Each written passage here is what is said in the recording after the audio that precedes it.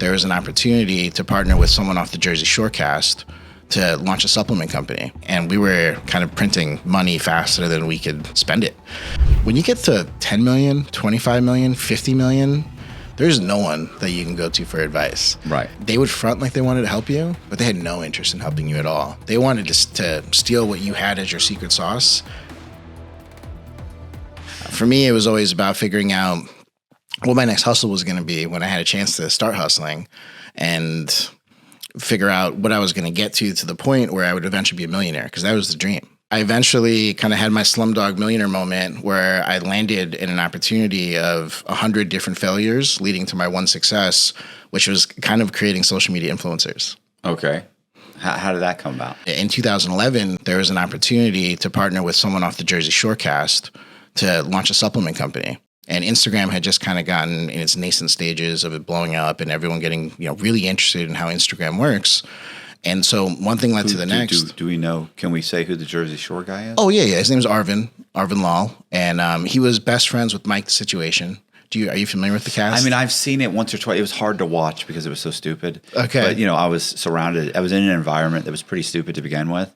So, but I have seen them. Like, I know who the Situation is.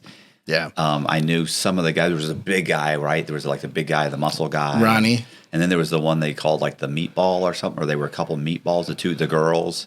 Okay. I don't know who the meatballs were. Didn't they call them meatballs? Colby doesn't know. So anyway, yeah. So I know, I probably would recognize him if I saw him.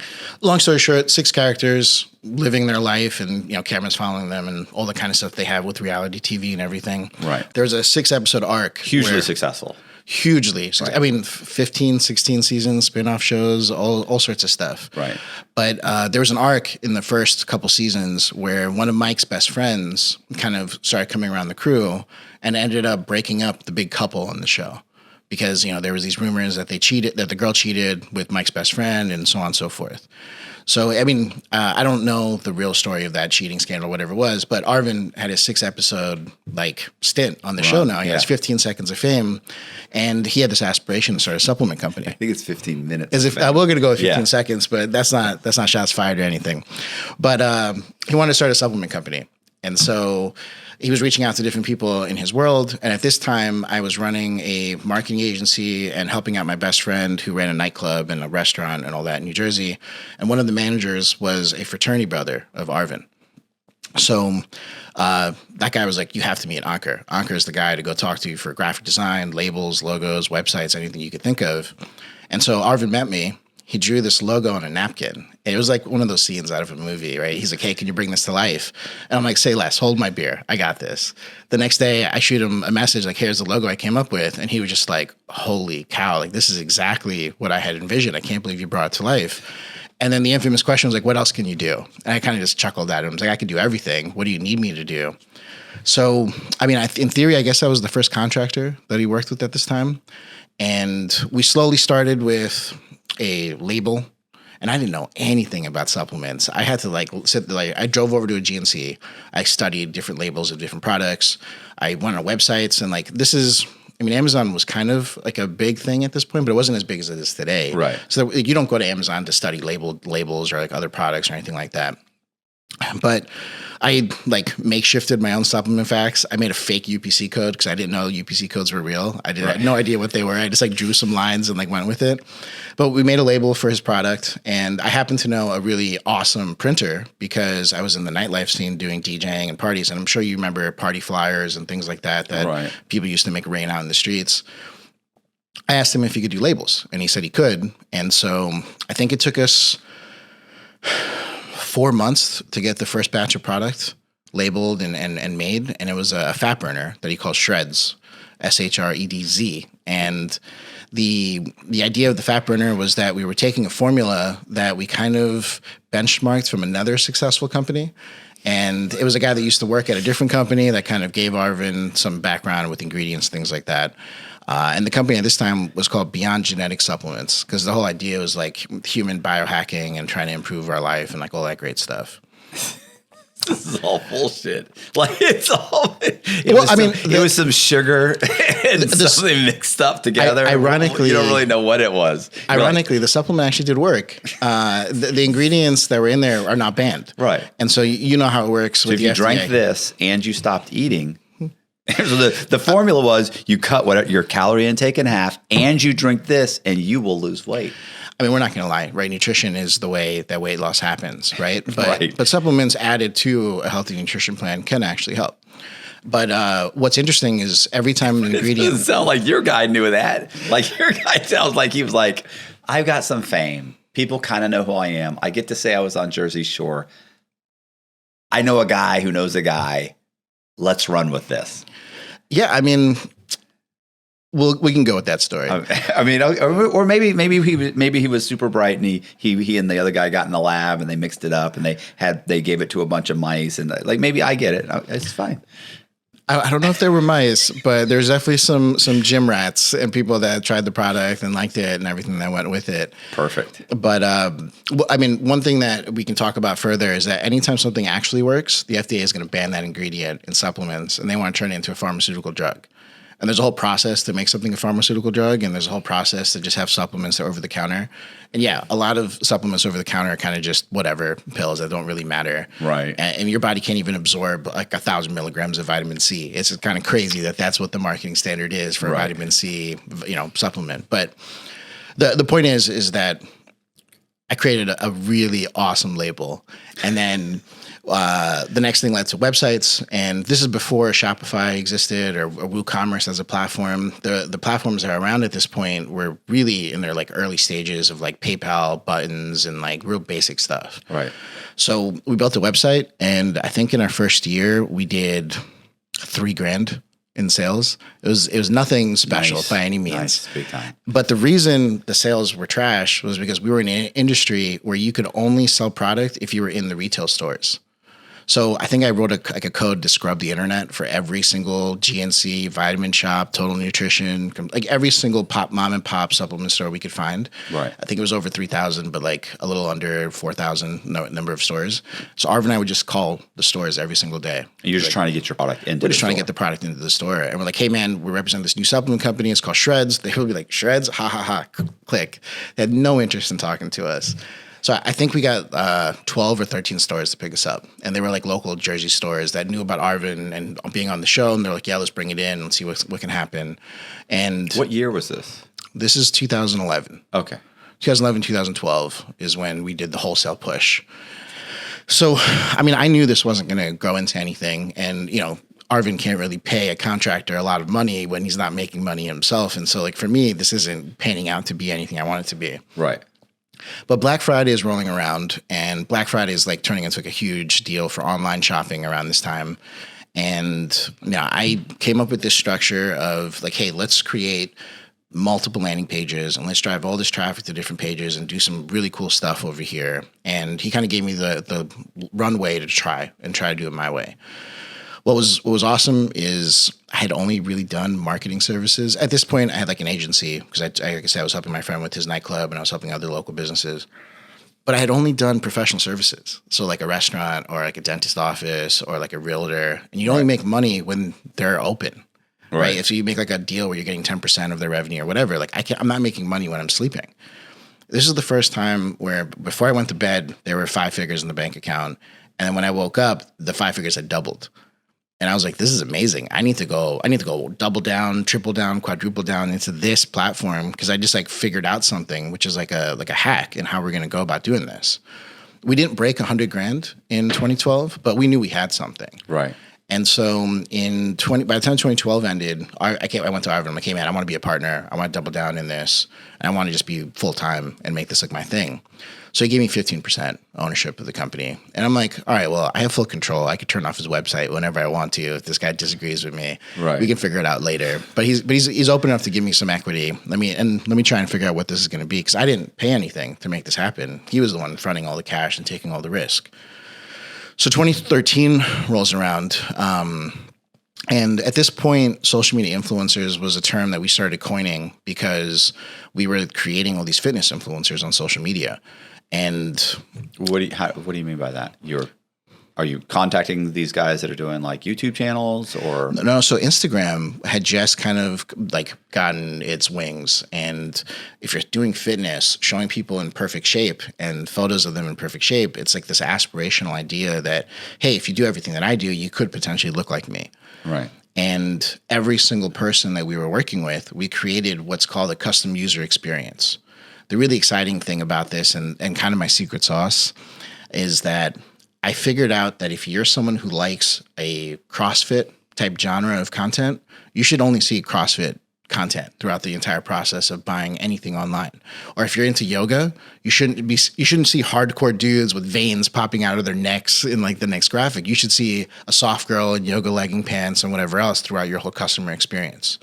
So we made thousands of landing pages. I mean, thousands upon thousands of PayPal buy now buttons for every type of concept you could imagine. So each one of these influencers, they push the product, and when you click on their link, it goes to a page specifically designed for yoga or for hardcore guys or for even more so if you saw a guy named Joey Swole on his social media, right? That was his stage name. Joey Swole. You would then go to a landing page and it would be all about Joey Swole. These are the supplements Joey Swole takes. There's images of Joey Swole, and then when you buy and you check out, you actually get an email from Joey Swole talking, thanks for joining the family. Here's how you dose the supplements. Here's what you take. If you have any questions, hit me up. And you had like Joey Swole's contact information. Right. And this whole level of customer customization for their experience, no one had done before us. Okay. But the real stride happened when I looked at the data. The data is what kind of surprised me because we were marketing to men. And I mean, men love to be vascular and aesthetic and have six packs and so forth, but we had a fat burner product and that was our main product. It was women buying our product, not men, because women wanted to lose weight and be skinny and be fit and all that stuff way more than men. So I remember sitting down with Arvin and I'm like, let's slap a pink label on this and see what happens. And so we slapped the pink label on it and our sales. Specially designed for women. Specially designed for women. Throw that in there. Specially designed for women. But we didn't reformulate yet. No, I never thought you did. I just thought you would. It's just the specially designed part means it's pink. It's got a pink label. Well, we just said we actually didn't change like the name or anything. It wasn't like Shredz for men, Shredz for women just yet. Right. But I mean, authenticity was really important to me back then in my design work. I know it's kind of funny to think about now because you hear all these horror stories about other supplement companies, how it's just sugar and stuff. But sales skyrocketed. And so then we went to the manufacturers and we reformulated for women. We took out some of the caffeine. We added some other ingredients that are better for women and what they're doing with their whole weight loss journey.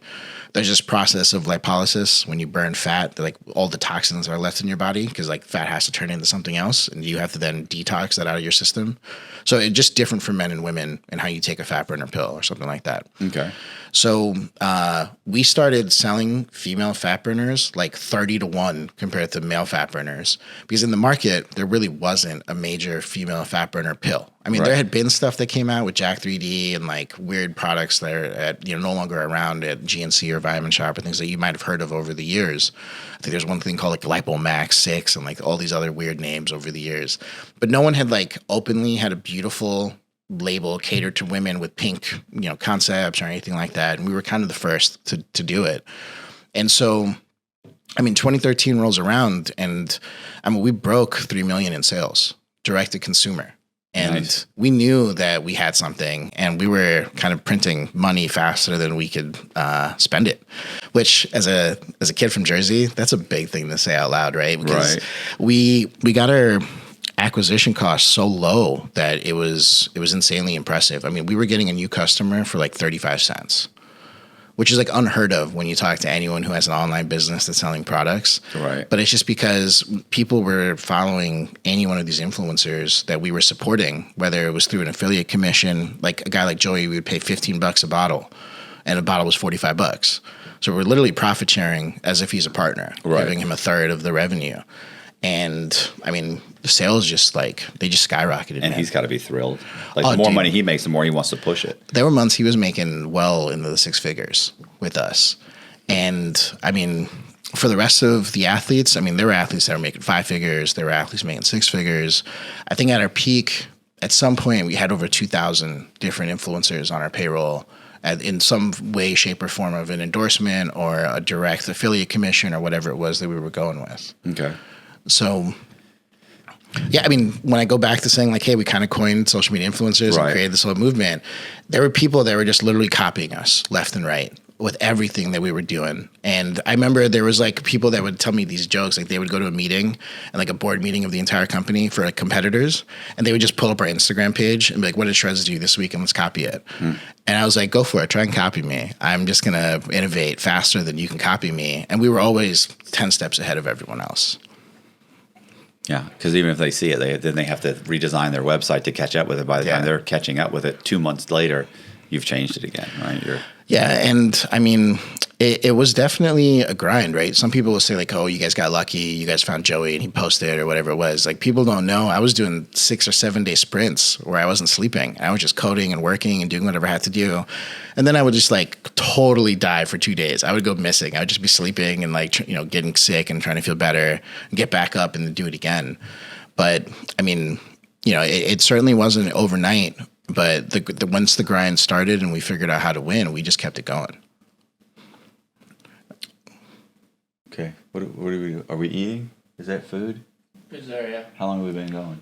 40 minutes. 40 minutes? Yeah. We barely even scratched the surface. It's crazy. Do you want to eat? We what do you want to do? It doesn't matter to me. Do you want to eat real quick? Yeah. Okay. Let's eat. So what are the next thing we're going to talk about? Just curious. Well, I mean, so as entrepreneurs, we weren't paying ourselves up in this point. We were just reinvesting every single dollar. But how are you living? Well, the company would pay for our rent because we actually did something really cool. Let me tell you about this. So renting an office in New Jersey was astronomical. And we were in Jersey City, or that's where we wanted to be, because New York just didn't make any sense. And we both had these like delusional visions that we would be Iron Man and we would have like the Stark building, but with the Shredz logo in Manhattan and the skyline and everything. But we found a complex called the Beacon, and the Beacon used to be the old Jersey City Medical Center. So it was like an entire campus of buildings that they turned into luxury apartments.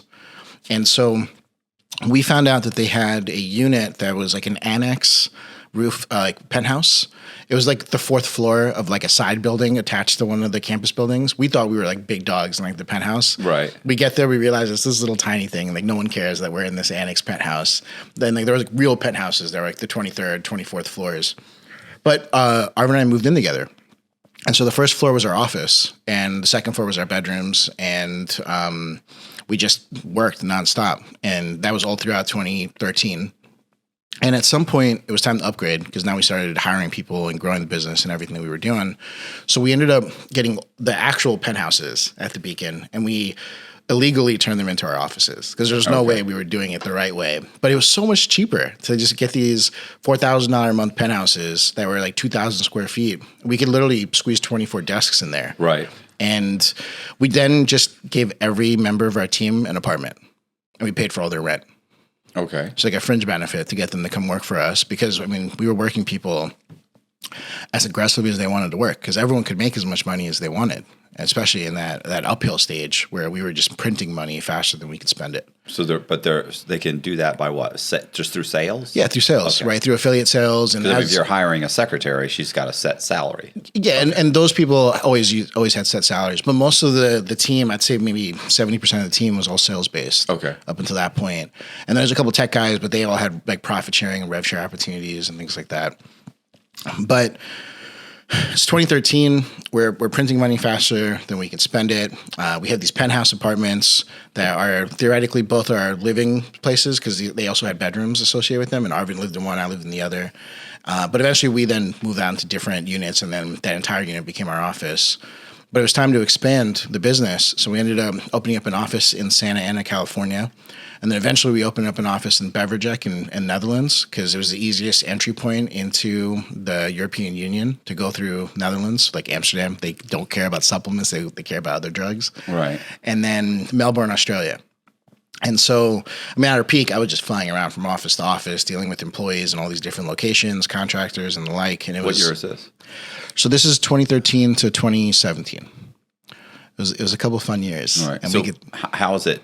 I mean, how much? Like, are you making a lot more money at this point? I mean, it's obviously you're Yeah, combined, I mean, we were well over 125 million Okay. in sales all throughout that course of the company history. And eventually we had spin-off companies where we created a tea line, a seasoning company, and a bunch of other stuff that we can get into.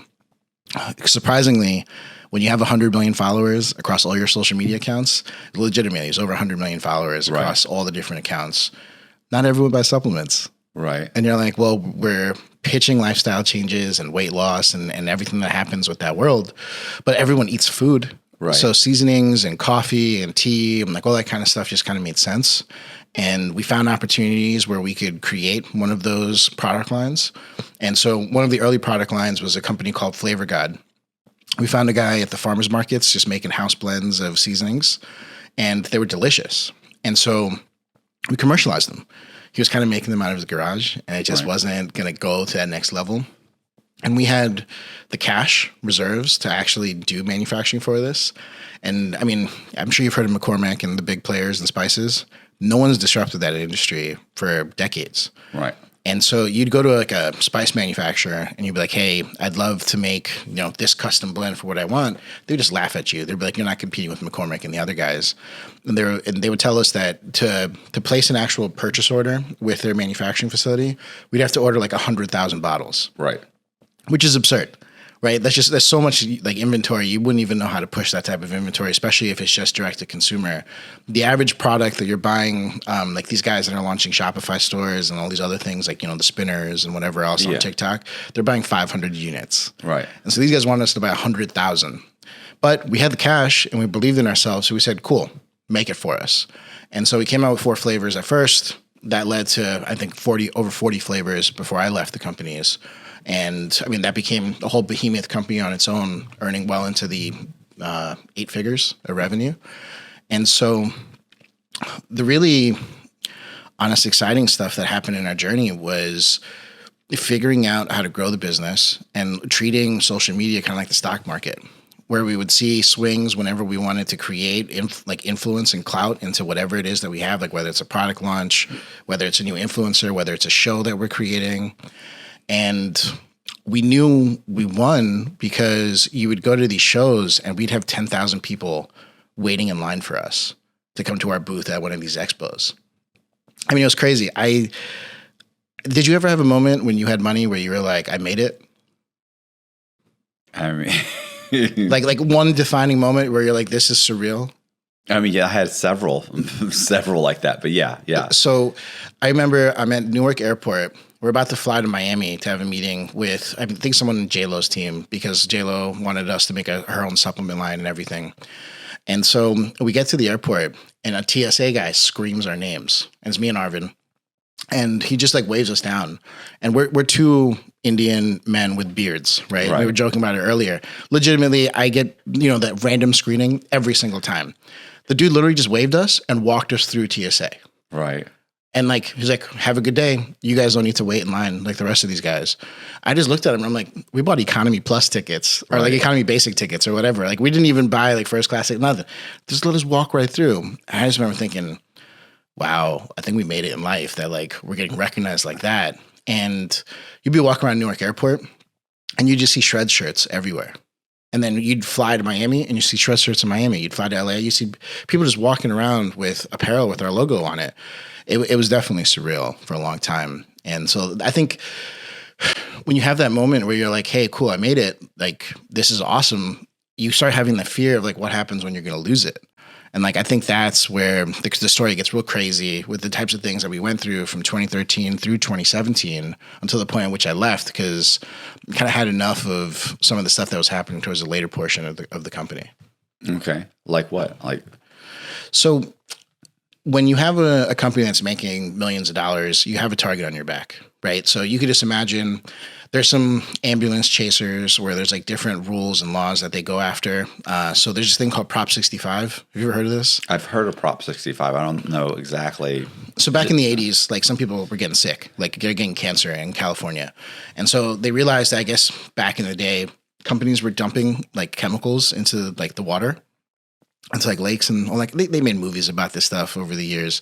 And so they determined that the ground, pesky EPA people. yeah, those pesky EPA people, so they determined the ground had enough minerals of like certain types of metals that could cause cancer if you eat anything that's grown in California. Mind you, California is like the least farmed state out of all the states that we have in this country.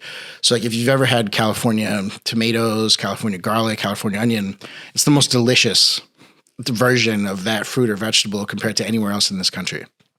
So, but it will kill you. They felt like it had enough of it that it could cause cancer because they needed to find an explanation for why these people. Yeah, we're talking about half a fistful of spinach. Right. They're saying you can't have that because it's going to cause cancer. People have been eating spinach for 70 years of their lives in California without getting cancer. It's the levels of this metal that they say is in the ground is so low that this is kind of a joke now in the industry. But this is how you even know it's a further joke. The state put out this rule that if you have more than this in any one of your products, you have to put this warning that says that this product has been found that could cause cancer from these metals. And it's not like a thing you can hide on your label. There's a big yellow like diamond like warning symbol that you have to put next to it. Right. And you see it on everything. You see it on a Starbucks coffee cup. You see it anywhere you go shopping in California. In California. Yeah, everywhere in California. Well, I mean, why Starbucks coffee cup didn't come out of? Someone ate the coffee cup and complained, and then Prop 65 ambulance chasers went after them that the coffee cup didn't have the warning on it. And so the thing is this is all BS because the state itself doesn't even police it. They actually put out a whole thing saying that we're going to let the community police this for us because we don't have the manpower to do it. So there are these like nonprofit attorney organizations that will just send out warning letters and like, hey, we tested your product and it tested over for this thing, so pay us. Otherwise, we're going to take you to court. So, I mean, when the problem starts with Prop 65 things, you can quickly and easily beat it if you read the rules.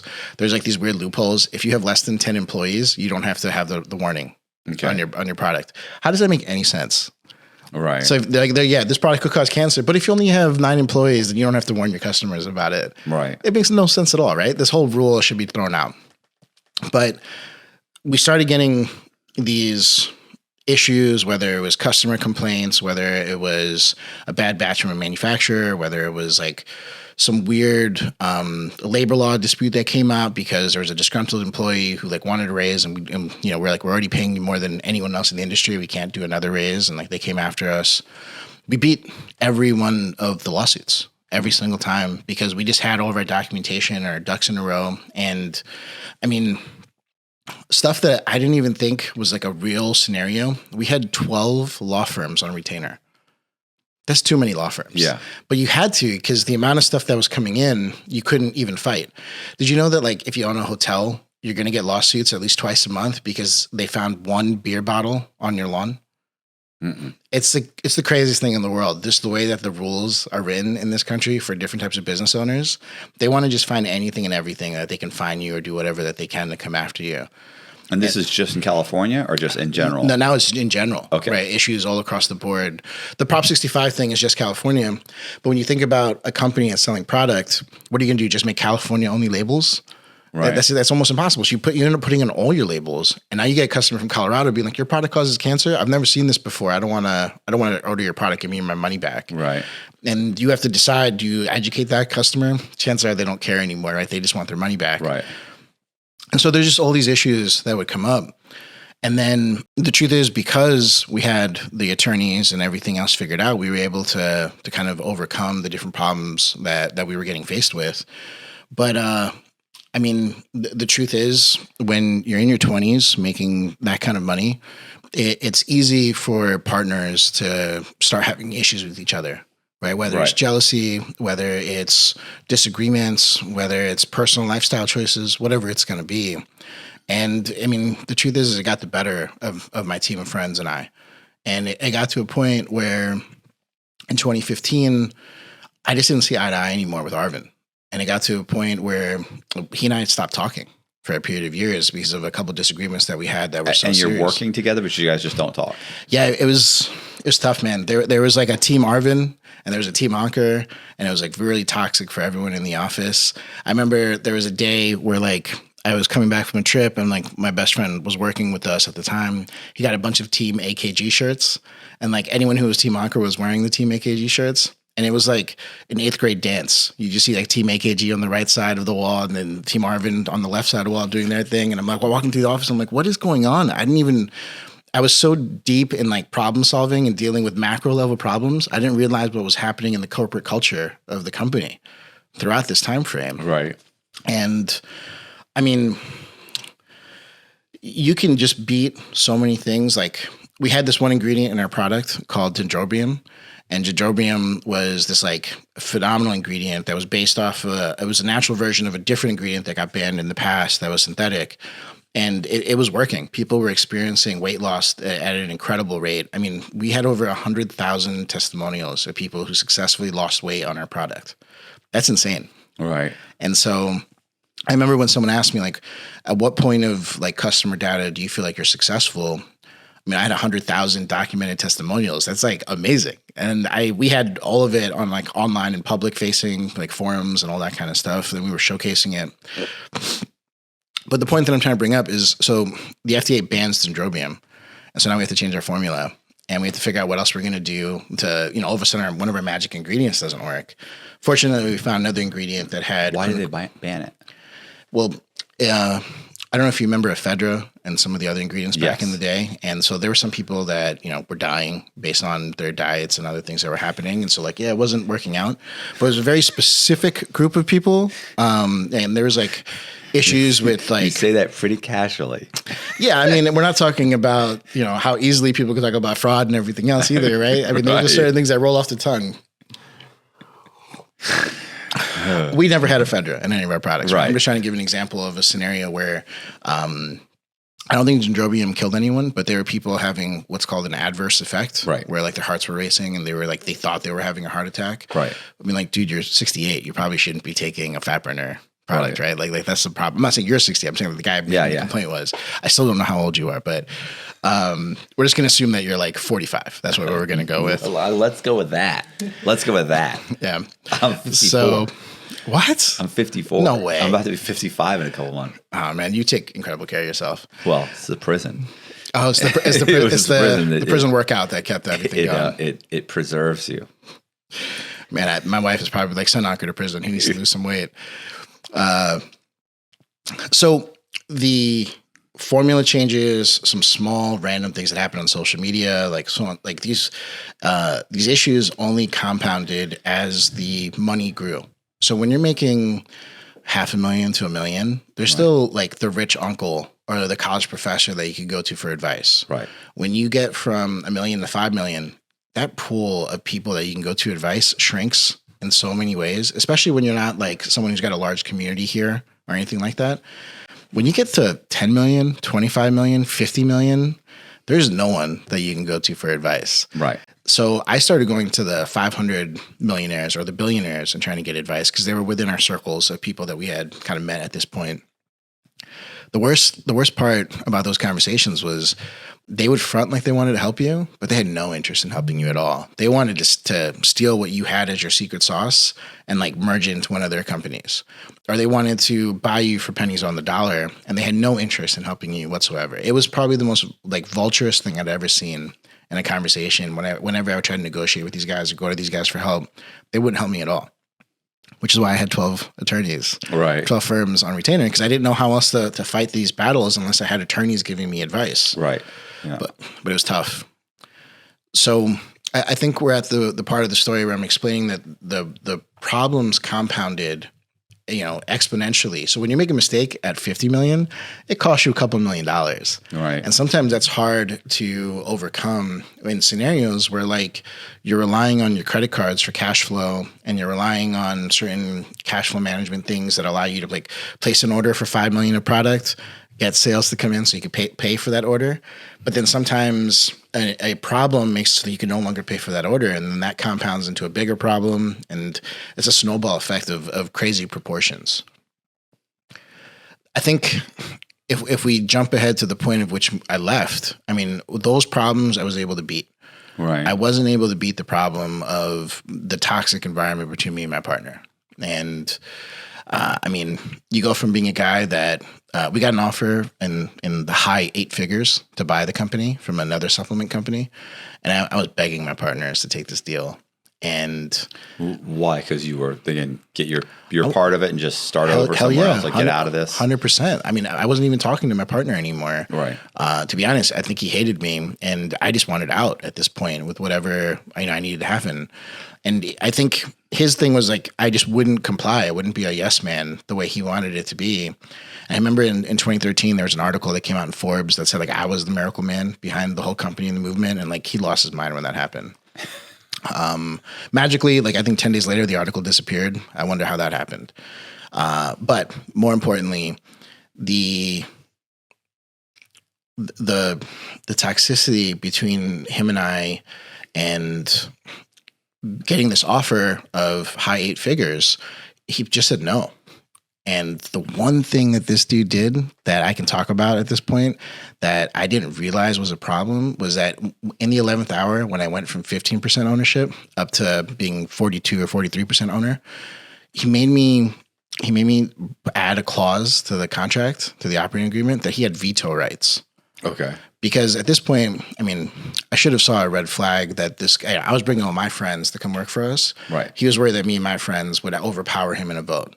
And then on his end, he didn't have anyone to back him. And technically me and my friends, because I gave the CTO and the CFO and everyone else a little bit of equity to help us build this company. So this dude took that veto right to heart. And so he vetoed the deal. He was like, if it's 9 figures or otherwise we're not selling. Man, that would have been generational wealth. Right. Like I would have walked away with 30, 40 million. Like my great grandkids wouldn't have had to work. Right. Yeah, man. But I had to kind of keep like figuring out how I was going to keep the company going. Me and him were having issues. There were algorithm changes and like pivots and things we had to do. I went from being in charge of certain departments to other departments because I just would try to be the janitor, go from wholesale and fix wholesale and make wholesale profitable. Then I would launch an app where we would get all the personal trainers in the country to sell our product, made that profitable, moved on to the next problem. I just kept going. And then it just got to a point where, I'm worth 8, 9 figures easily when we're selling this company with like how we're evaluating everything. And I just saw that we weren't taking care of the people that needed to be taken care of, which was like the staff, the employees, each other. And it got to a point where I needed to leave. Like there were just enough changes in the company that it was no longer the company that I created. Right. Or that I was happy to say that I'm like essentially a co-founder, even though I was the first employee that then turned into a partner. And so my freedom day of like leaving that whole mess was April 1st of 2017. That was my day of freedom, where I came back from a week vacation in Hawaii. And, the day I came back, I resigned. I sent the partners, a letter saying, hey, I'm giving notice. What year was it? 2017. Okay. It's okay. I'm giving notice. I just want you guys to pay off the credit cards that I opened under my name. And I want you guys to pay off the mortgage that I took, remortgaged my parents' home to help with cash flow problems and whatever else. And, unfortunately, these guys accepted my resignation, but they didn't pay me out for a long time. And I had to get attorneys involved and other people. I thought you owned like 40-something% of the company. But someone had veto rights. So if there's ever going to be a good deal in my favor, guess what happened? It got vetoed. Right. Right. And so I had no power because I signed the agreement. I'd let him have the veto rights back then because we were like brothers. Right. Right. Like nothing was going to affect us because there was literally no scenario. I mean, he was literally sitting the way you and I are sitting, working with me 20 hours a day, every single day. Yeah. But so like every time I've ever been involved, you really don't know what someone's like until money's involved. I mean, you are not kidding. You have your best friends your whole life, and the moment your money becomes involved, suddenly they'll turn on you, or it's amazing. And I've given the example of I've had guys come to me and plead with me to help like get them into a house, and and it's like, hey, because like let's say I helped you out one time and you bought a house for $200,000 and we pulled at closing. Like you don't have to bring anything to closing, or maybe you have to bring 20,000 to closing, but you get back like 50. So you just made 30 grand. And so for a guy who's in his 20s, right, that's a bunch of money. It's like, I'm going to get 30 grand and I buy this house and all I have to do is rent out the house. Yeah. And I'd be like, yeah, but you have to rent out the house and collect rent. And if somebody doesn't pay, you understand. And keep in mind, to get the 30,000, they're going, yeah, no problem. Yeah. And you're like, okay, well, no, I got that, bro. If I got like 30 grand, okay, well, you understand if someone doesn't pay, you have to evict them. You have to get somebody else in. You have to get somebody in to begin. If you want, I got a property management company. I can have, it was actually at this point, this is actually a scenario. My ex-wife, she can get somebody, a qualified buyer in there. No. I know a guy. His rent's coming up and he's a buddy of mine. It's like, yeah, you probably shouldn't put a buddy in there. No. He's good. So you buy the house. He gets his 30 grand. His buddy moves in. He pays 2 months. He stops paying. And then he didn't even tell you for another couple months. Then you get the guy comes in and says, man, this fucking jackass that got moved in and he's not paying. You're like, okay, well, this is the 15th, so he didn't pay. Oh, no, he hadn't paid in 2 months. What?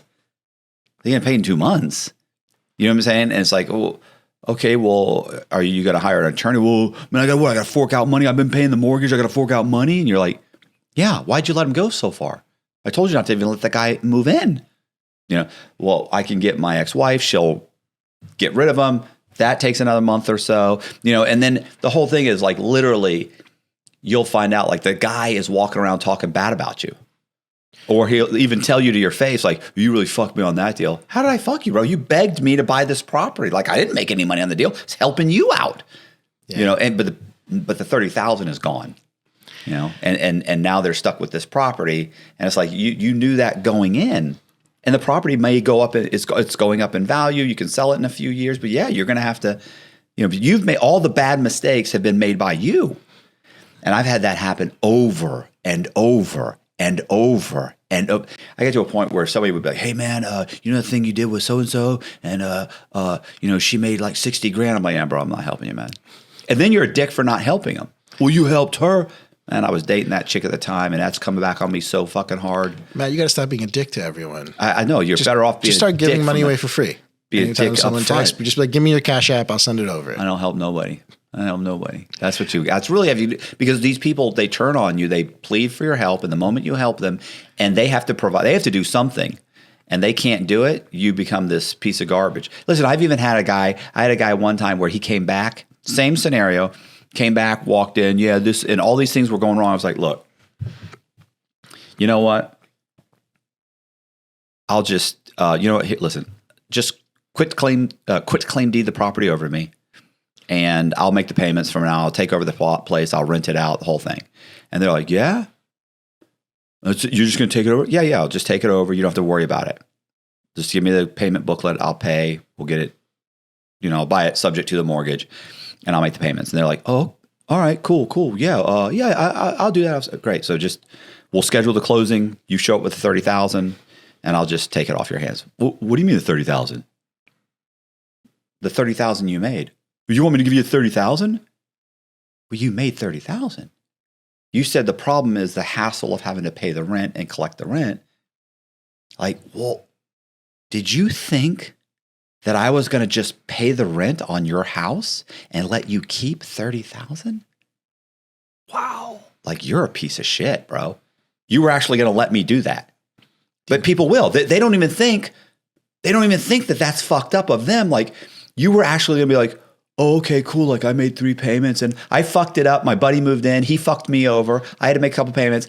I'm now willing to fuck you over, give you the house, and I'm going to keep the 30,000. Like, yeah, that's a good deal for me. Like, you're a psycho, bro. Like, that was listen, I had people multiple times do that. That was always the thing. I go, look, you know what? I'll just take it over. They go, oh, okay, just give me the 40,000 or the 60,000 or the 20,000 you made. Oh, I don't want to do that. Oh, okay. You were going to do it when I was basically I just given you 40 grand. Listen, people are scumbags. I don't know. I have this conversation with one of my best friends all the time where he brings in partners for his businesses. And then these partners just never deliver their portion of the work. And he always just gets frustrated.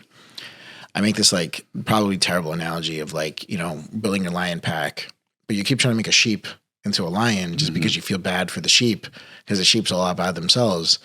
If you don't add lions in your lion pack, they're always going to screw things over for you. Yeah. And then it's even worse when he brings a snake in to his lion pack because the snake will screw things over. Right. I mean, I don't know. I hate that you're at that point now where, you kind of don't trust these people by any means, but I don't blame you from your life experience. I think I've had. Well, I mean, this is a long time. I don't have the luxury of helping anybody now. Now, now it is I'm trying to fix the fucked up situation I got myself in. I can't fix yours too. Yeah. Like, that was 30 years ago, 20 years ago. Like now if somebody's like, hey man, can you help me, bro? You're on your own, bro. Like I don't have another fuck up in me. So I can't help nobody. Not at 54. No, 54, it's over. It's all downhill. Well, I mean, I was heartbroken every time I got a attorney letter from an employee for something. I was just like, what is going on with the entitlement here? Where like, I probably paid you $500,000 at this point over 3-4 years. And you feel like I'm doing you dirty right now. Like I might be struggling with something, but what are you talking about? Like, this doesn't make any sense. I think there's just this scenario where sometimes we feel bad for the other person and we want to pick up the slack, but we're doing them a disservice.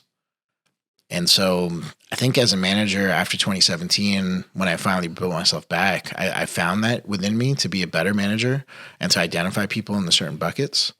But it took me a long time to figure that out, man. Hopefully, gladly it wasn't 54. I'm only 38 and I got here now, but I still make mistakes with trust. I just had a guy quit on me that was with me for 3 months that, to be honest, didn't know enough to have the position that he had. And at the end of 3 months, now he's hounding me and kind of essentially saying hey, you didn't treat me right as an employee. And I'm like, dude, you didn't even deserve the position to begin with, right? Right. You were loyal and you did work, and I was giving you the shirt off my back to make this work because you needed help. But well, as an employee, go somewhere else. Go somewhere else. You got nothing invested in this, and your time. I got time. I paid for your time. I paid for your time the exact amount that you agreed to be paid. You wanted to make, whatever it was, $1,500 a week. Yeah. I paid you $1,500 a week. You're a salaried position. You're not happy with that pay? Go somewhere else. Or ask me for more. Can I get more? No. So work for this or go somewhere else. You have nothing invested, and the little time you do have was paid for. I'm not paying you the $1,500. I'm paying you the $1,500. That's the beauty of being an employee. People are always like, I want to own my business. Owning your own business sucks. You're working 80 hours a week. Everything falls on you. Everybody thinks you have money, and everybody hates your guts, and everything is your responsibility. And anything that goes wrong is you.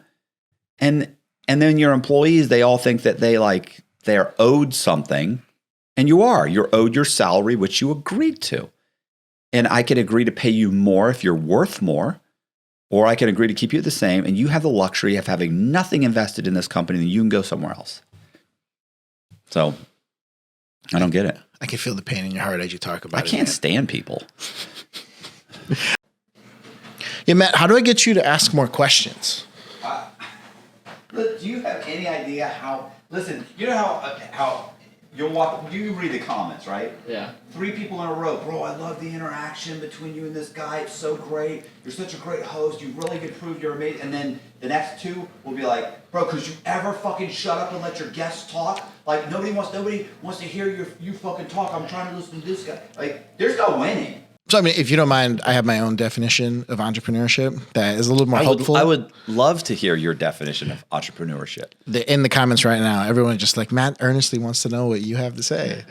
So here's the thing, right? Being an entrepreneur is really tough. I know that that's the case, but I feel like entrepreneurs feel like there's a better way to do something and have convinced themselves to go out there and have the audacity to convince others that their way is better with their wallets. I mean, doesn't that sound like what an entrepreneur does? Yes. So, Sure. Thank you for taking I didn't want to say sure. Sure. So, I mean, it's just one of those things where it's Why is Harvard Business Review putting out the statistic that 90% of these entrepreneurs are failing in their first year? I think it's actually the first 18 months, not that 6 months makes a difference.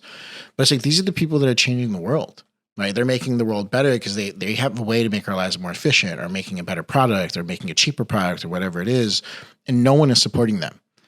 We're letting Prop 65 attorneys take those companies and brands down. We're letting ambulance chasers and increasing minimum wage and doing whatever we have to do to make it harder for these people to grow their business.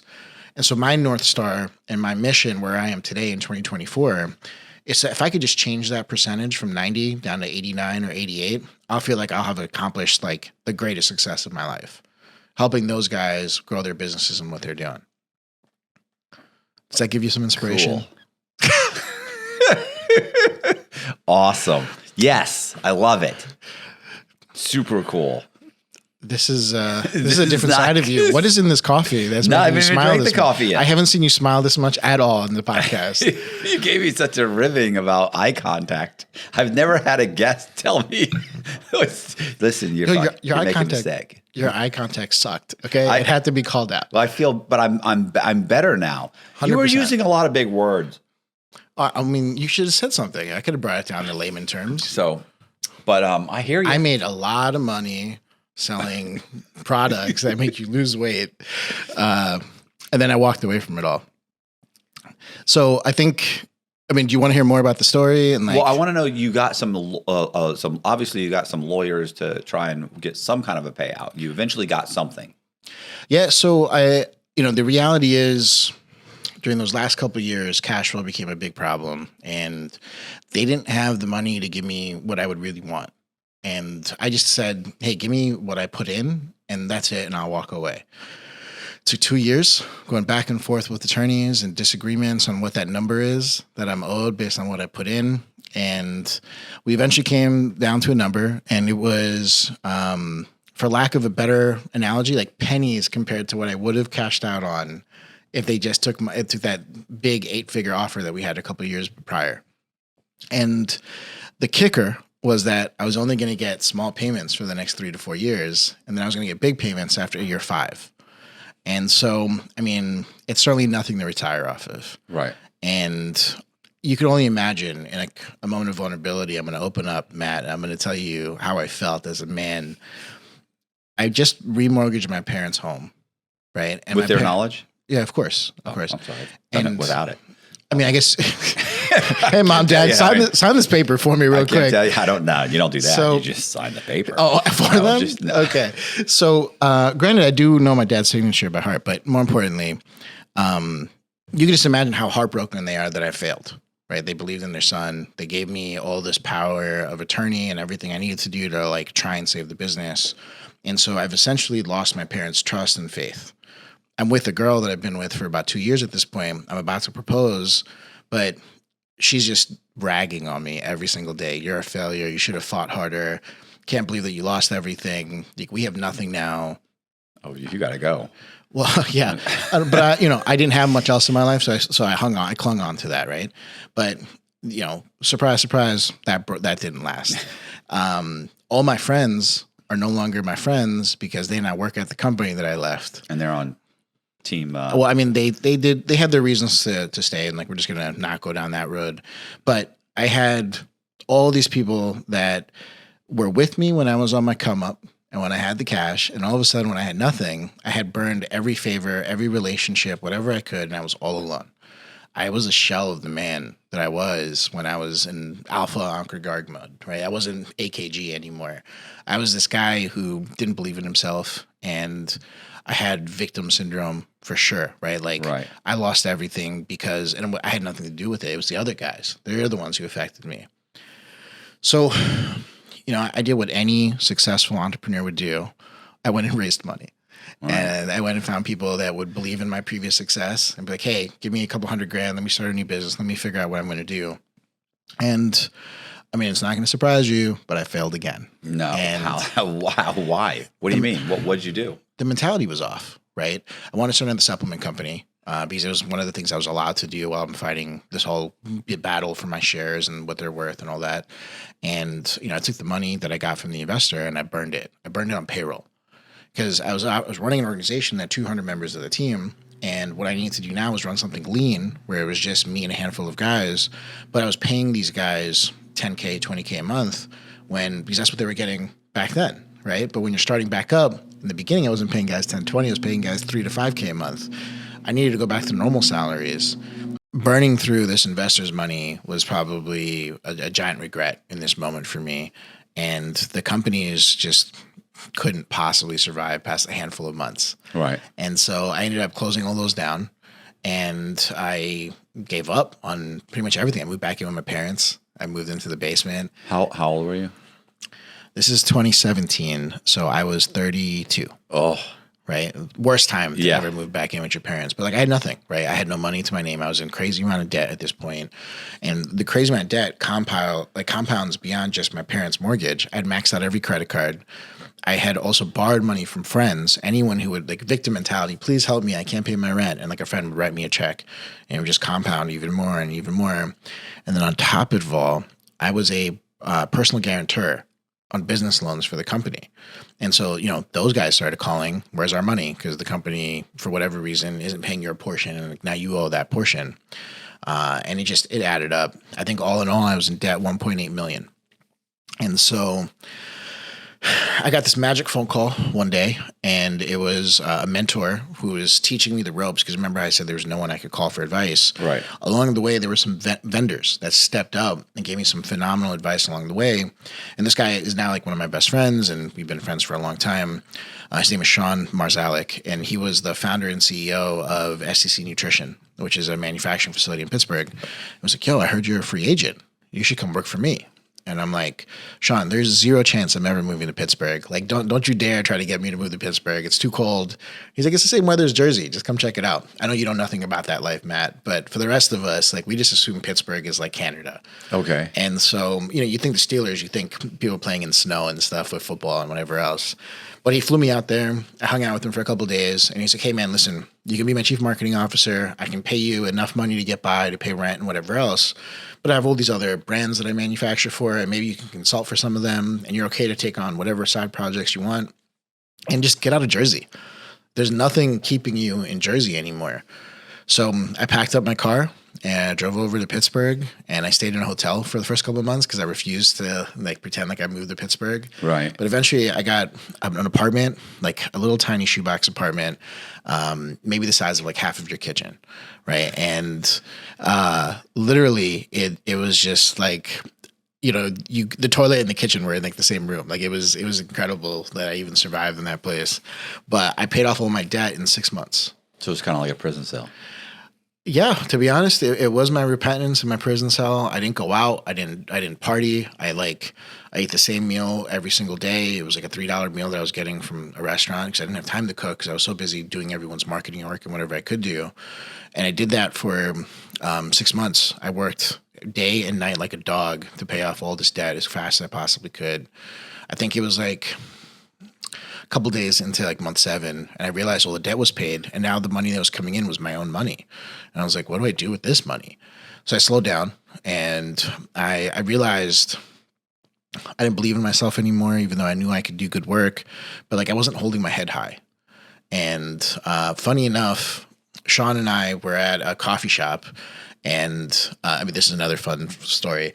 So we're at a coffee shop, and there's like this hot girl, three like tables over, and her and the guy that she's talking to get into a fight, and then he like storms off. I'm not talking about like a fight like you and Jess, right? Like it's just like a regular like argument, and this dude just like storms off. That makes it sound like we say that. That makes it sound like we get into physical fights. No, you know what I mean. I mean, like so we're not wrestling. Like I mean, not like you and Jess being like cute that you guys kiss at the end, right? Yeah. I mean, like these guys are going at it, right? Okay. Like yelling at each other in public, and There's no domestic violence. There's no domestic violence here. That's sorry for painting the wrong picture. Jesus. I meant like you guys are cute. You guys, when you guys have a little argument, it's not a real argument. Right. This is like a real argument, right? They're yelling at each other and everything. The guy storms off and she starts crying. And so I'm like, Sean, I got to like go talk to this girl, make sure she's okay, bring her a glass of water. So I go over, bring her a glass of water. And I'm like, hey, like that dude's an asshole. Don't worry about it. Like everything will be okay. And you know, her response was like, that's not my man. And I'm like, what's going on that you're like crying? There's like this big Pittsburgh nonprofit organization and it's like 30 under 30 or like 40 under 40, something like that. Like Pittsburgh's best 25 or something like that. I can't remember what the name is. But people host a charity event and raise money for a disease, and whoever raises the most money gets awarded, and like all the stuff that happens in Pittsburgh. Her thing was a charity boxing match, and so he was one of the boxers. It was amateur boxers with personal trainers that the personal trainer company was just getting all the amateur boxers trained up for this like amateur match. And so she was like, where am I going to find an extra boxer at this point in time in my life? You said I can box. And I'm like, I can't box, but you could, yeah, I'll do it. Right. She's like, there's no way you could be trained in 3 weeks. You didn't say that, did you? I did. She was like, there's no way you can be trained in 3 weeks. And I'm like, listen, I'll do whatever to get you to stop crying right now. And so I pretty much spent the next month in like Rocky 2 boot camp, you know, like where Rocky was chasing after the chickens and like all that. Right. I did all of that. I was waking up every morning at 3 a.m., doing whatever the trainer told me.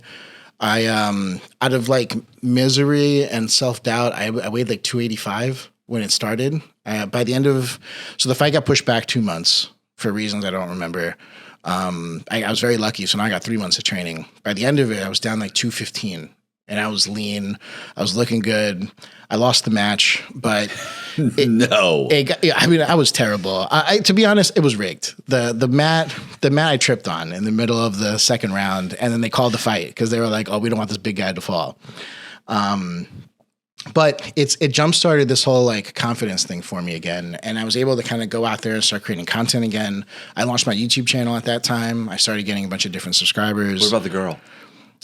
So she and I ended up being friends, and I was at like some house party and I introduced her to the guy that she ended up marrying, and like everything's good there. Yeah. That's not a great story. I mean, after I got to know her, she wasn't my type anyway. And like Pittsburgh girls, although, amazing in their own right, weren't really my thing. Right. So I spent. They chew tobacco or something? What are they aggressive? Like, what's wrong with them? Oh man, I got to spill the tea on Pittsburgh girls. I mean, are they too aggressive? So Pittsburgh was like 92% white. And I would often go to restaurants and be the only person with melanin in my skin at the restaurants. Right. And it was just weird. Like, I don't know how else to describe it. So I was on the dating apps in Pittsburgh, and like I would get dates, but then they wouldn't show up. They would just stand me up. And like, I don't know whether it was like, hey. Did they not see pictures of you? No, of course they did on the apps. But like, I don't know, maybe I was like the closest thing to like a black guy and that was like their dream or whatever the situation was. But like, they wouldn't actually show up for the dates. So I think I only like went on a handful of dates with a handful of girls in Pittsburgh during my entire 3 years of living there, just because like they would never show up. Right. And then there was a couple longer term, girls I dated for like maybe a handful of months when I was out there, but it just wasn't. It wasn't like a Jersey, New York girl or an LA girl where like they get in your face a little bit.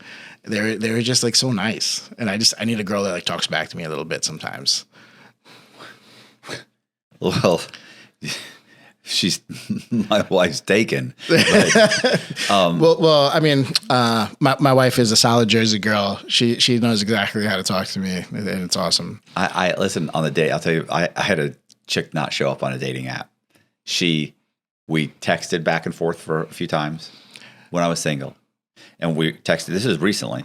I mean, not recently when I'm saying it's like I'd been out of the halfway house a few months. And so we're going back and forth. We're texting back and forth. And because I had been on the dating app and I was very upfront with girls saying, hey, here's what's going on. Just got out of a halfway house. Just did like 12, 13 years in prison. Just got out of the halfway house. You'd really know how to put your best foot forward. Wanted to let them be very up front, right? Be very honest up front. Literally probably had 4 different girls go, wow, I am so glad that you told me that and that you were so honest about it up front. That's going to go a long way with me. And then never heard from them again. So I had a friend, Stacy, was like, you got to stop doing that. Stop telling them. I'm like, well, they're going to figure it out when they look me up. She's like, yeah, but initially most of them don't know your last name. Most of them don't know anything about you. She's like, so just tell them like what your first name is. And, that's it. She's like, wait till you go on a couple of dates with them. And actually, I think her or one of her friends' advice was wait till you sleep with them. I was like, well, that's even worse because now, like, what if they're definitely not interested in dating a guy who's a felon. Now I've slept with him. Like, that's a real dick move. We need to sell this dating story to Netflix. Well, because this is definitely a TV show. no, so here's what happens. So this one chick, it works out perfectly. She never asked me nothing. And we're supposed to go to some restaurant. You know, we actually live not too far from each other. Great. I drive there, and on the way there, she says, hey, let's switch this over to, from the messaging service through the app, which was like Match.com or something, or I forget whatever the app was. And I was on, 2 or 3 of them. So I switch. I go, okay. She goes, here's my number. Text me. So I text her my number. I text her, but it obviously hit. Now she has my number. She definitely Googled it. Googled it, never showed up. And then not just that, I go back so first of all, you didn't show up. I'm sitting here. You didn't show up. Like, have the decency. If you're the decent person and I'm the scoundrel, then do the decent thing and say, listen, I Googled you. Sorry, I'm not interested. But no, not only do I get ghosted, I think, well, maybe something's wrong with the text thing, right? Like, I'm fresh out of prison. I don't really know how these things work. I'm like, maybe she couldn't because of where we are. I don't know. And I was like, maybe the service. So I thought, well, I know the messaging through the app works. I message her through the app. I don't get a response. So after 30 minutes, I drive home. I tell the chick that is living in her spare room, right, the rooming house that I'm living in. I explained to her, and she's like, oh, that's so weird. And I go, yeah. So I go back on to kind of check again, like maybe an hour later, like I wonder if she responded or whatever. I can't get on the app. She got me kicked off the app. I mean, you are a scoundrel, so it makes sense. But she also got me kicked off another app. So I'm now kicked off of like 2. I was down to like 1 app. And I'm like, oh my God. I mean, yeah. So you only got stood up a few times. I got 23. Huh? 23 times in a row. No. Yeah, I counted it. It turned into a game with my boys. We had a little like thread, and we were going another 23 times. 23 times. And that's worse than mine. And I would like text the day of, like, hey, just confirming, right? Like, they'd be like, yes, everything's good. And then they just wouldn't show up. Wow. And nothing even close to that craziness comes up when you Google me. It's just like, That's gotta be social crushing. media influencer stuff. Oh yeah. My confidence was at an all-time low. But 3 years in, I start traveling a little bit with Sean, with some other friends, visiting family all across the country and the world. COVID happens. Okay. And, we're not sure what direction that company is going to go into. I'm like, hey, I've kind of had my time here where I've done a lot of amazing things. And like, maybe it's time that we part ways. Right. And I don't think so myself. At the same time, there was concern with my parents and how they were handling COVID, right? They're of that age where I'm concerned, if this is going to affect them. I heard that they were like buying groceries, Windexing it, leaving it in the garage, bringing it a day later and then eating it. And I'm like, my parents are going to drink bleach if I don't go home and try and help and like do what I can. So I don't know for people at home counting, but like this is now the 4th time I have to start over in my life. And so I moved back to New Jersey and I moved back in with my parents.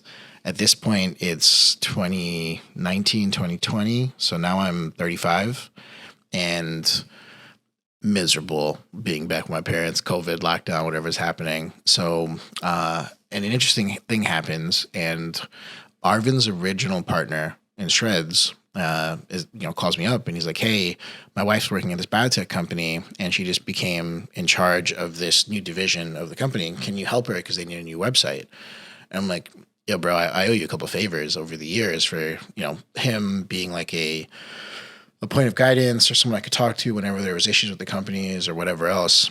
And so I quickly built a new website. And I don't know if I explained this, but like I'm a full stack coder and, Indian, obviously I know how to code, but I can also graphic design and all that other stuff. It's just a given. You don't even have to go to class. I'm self-taught, to be honest. Yeah. And I went to school for finance and astronomy, remember? And I can tell you where all the constellations are. So I built this website and then the owner of the biotech company calls me into his office and is like, hey man, tell me what else you can do. And I kind of never one of these like, oh, I can do anything you want moments. And so he brought me onto his marketing team and I helped kind of grow that company. I was there during they went public through a SPAC merger. They launched a bunch of clinical trials, launched some new pharmaceutical products. I was there for a solid 3 years of my life. And then unfortunately, for whatever reason, money in biotech dried up and I wasn't sure what I was going to do anymore, but they ended up firing like 90% of the staff. It was you tough. one of the 90%? I was. Okay. And marketing is always the first group to go in these large companies. But it was the first time I was in corporate America, and it was very different for me. I mean, I never experienced some of the things that people experience in corporate America, like pedigree prejudice, where, you know, some people are like from Harvard versus some people from Rutgers or whatever it is over there. And just learning the ropes of corporate America and learning how to manage better by reading books and working a 9 to 5 and actually coming home at normal hours. Very different for me. But yeah, no, in March of 2023, we're skipping ahead a lot of years.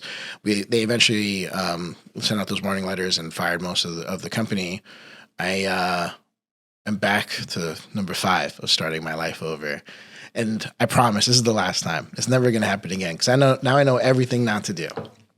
I see you shaking your head, but the culmination of this story is that I now have like 5 MBAs in real world practice of all the things that can go wrong in all these different positions and environments and industries and so on and so forth.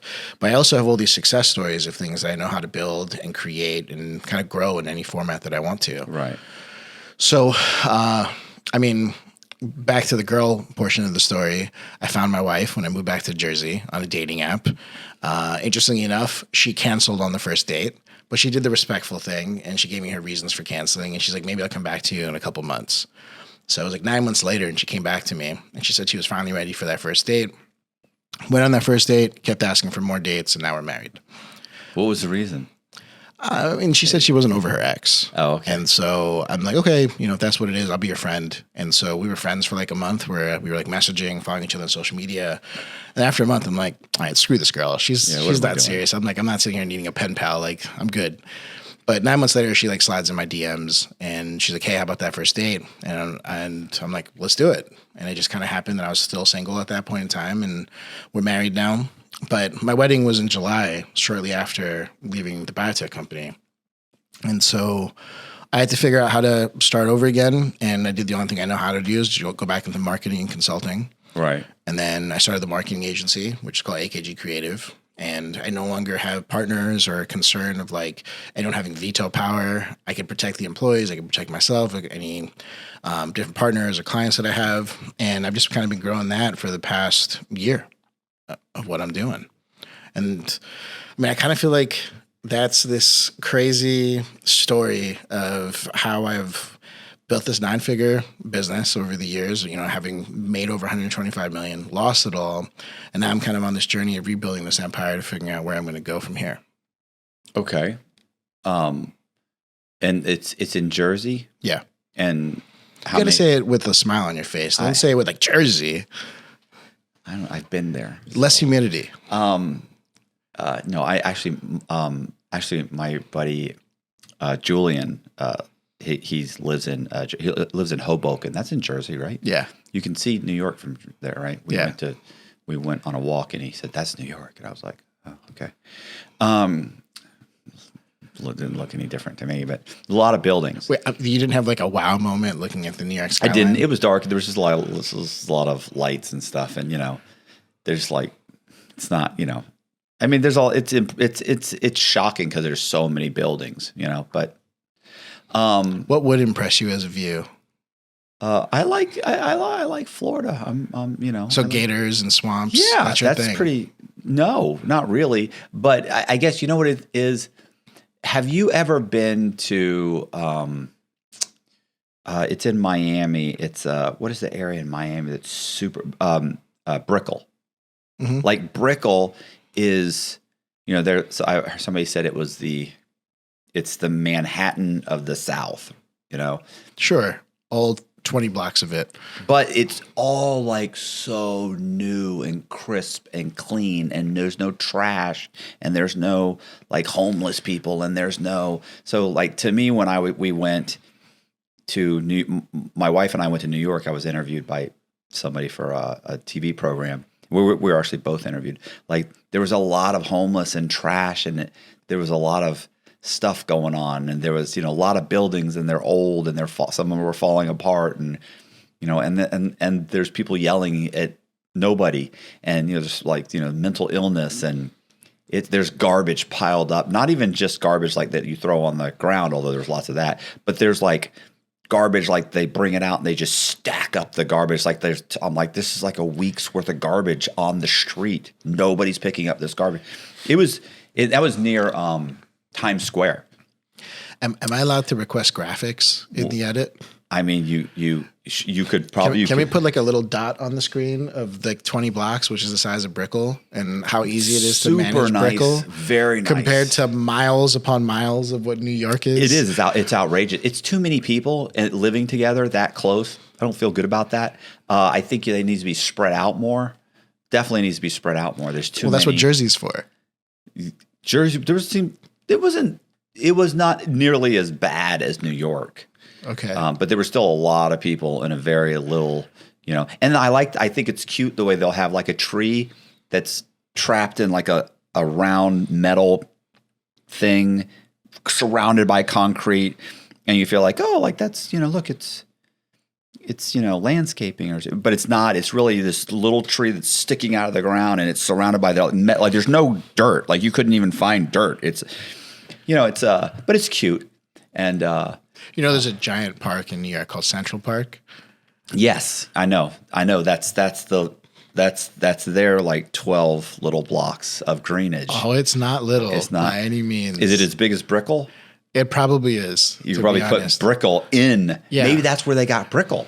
No. They picked up Brickell and moved it to Miami, and that's what was left. That would be interesting. Right? But we could start that as a conspiracy where people say, that's how we Brickell. And then they cleaned it. On the journey, they cleaned up Brickell. I'm just hearing like the X-Files theme song. Like, right? Like, this is where Brickell came from. Yeah. But it's nice. And there's clearly a lot of money there. I've stayed at the Conrad in Brickell and I loved it. Yeah. So no shots at Brickell. It is great. But Brickell is what amazes you. So if you took a walk and you saw Brickell in the skyline, you'd be like, wow, that's such a nice And maybe place. maybe that's what like Manhattan, that's what I think Manhattan is like. But I didn't go to Manhattan. Okay. And honestly, like from the airport, it was from our way to the airport to where we went, like I'd never seen that many buildings in my, like you can't see anything, like there's no woods or anything. Like you're looking, like as we're driving over the bridge, we're looking and we're like, there's buildings as far as you can see. And it was like, and Jess and I were like, this is fucking insane that anybody would do this. And yet these people come here and they come there and they live there their whole lives. But city that never sleeps. They don't have any alligators. There's no alligators. There's alligators. We can stop at any body of water that we drove here. Any body of water, there's an alligator in it. There are giant rats in the sewers. And this isn't see even that. giant. There was a rat that was like 3 feet long. Holy shit. Yeah. That's not 3 feet long. But It almost looks like a dash hound or whatever you call those long wiener dogs. Just running through the sewer. Yeah, just running through the sewers and the subways. Oh, that's nuts. Yeah. I didn't go on the subway either. I probably think that might be cool. Although all the violent scenes in movies happen like in the subway in New York. There's always a subway scene where, the gang members get some guy on the subway and they fight it out. Like kind of, you saw Joker. Of course. There's always the Joker scene or the like the Joaquin Phoenix one? Yes. Yeah. But you got the better of those guys. Oh, that wasn't even a gang. Those are stockbrokers. This is so refreshing for me. Someone who doesn't love New York. This is very rare. No, it was. I'm glad I went. I wouldn't say, but yeah, it was like 3 days later, and it was like, yeah, I'm good. It's time. Let's get out of this place. I've lived in over I did like 7 the big countries. TV screen. I lived in I liked the big TV screens in Times Square that were on the buildings. They were like 3, 4, 5 feet tall. They were huge TV screens. That was pretty cool, but they weren't playing anything I liked. Is it because your face was on one of them? No. You were like, then I would be like, nice. Like, let's live here. But so that's all it takes. Yeah, I'm not a simple man. Kobe, it's only $5,000 for a full 30 seconds to get on a billboard. That is some secret sauce that most marketers don't know. Nice. So if you've ever seen like someone launch a show or TV and they go to Times Square, it's like, look, I'm on the billboard. They just paid $5,000 for 30 seconds. I have a commercial that I did a few years ago, and it's still running. And It was on Fox News, CNN. So my mom had like CNN on, right, one day. And I used to go like 3 days a week. I thought you only had 3 channels.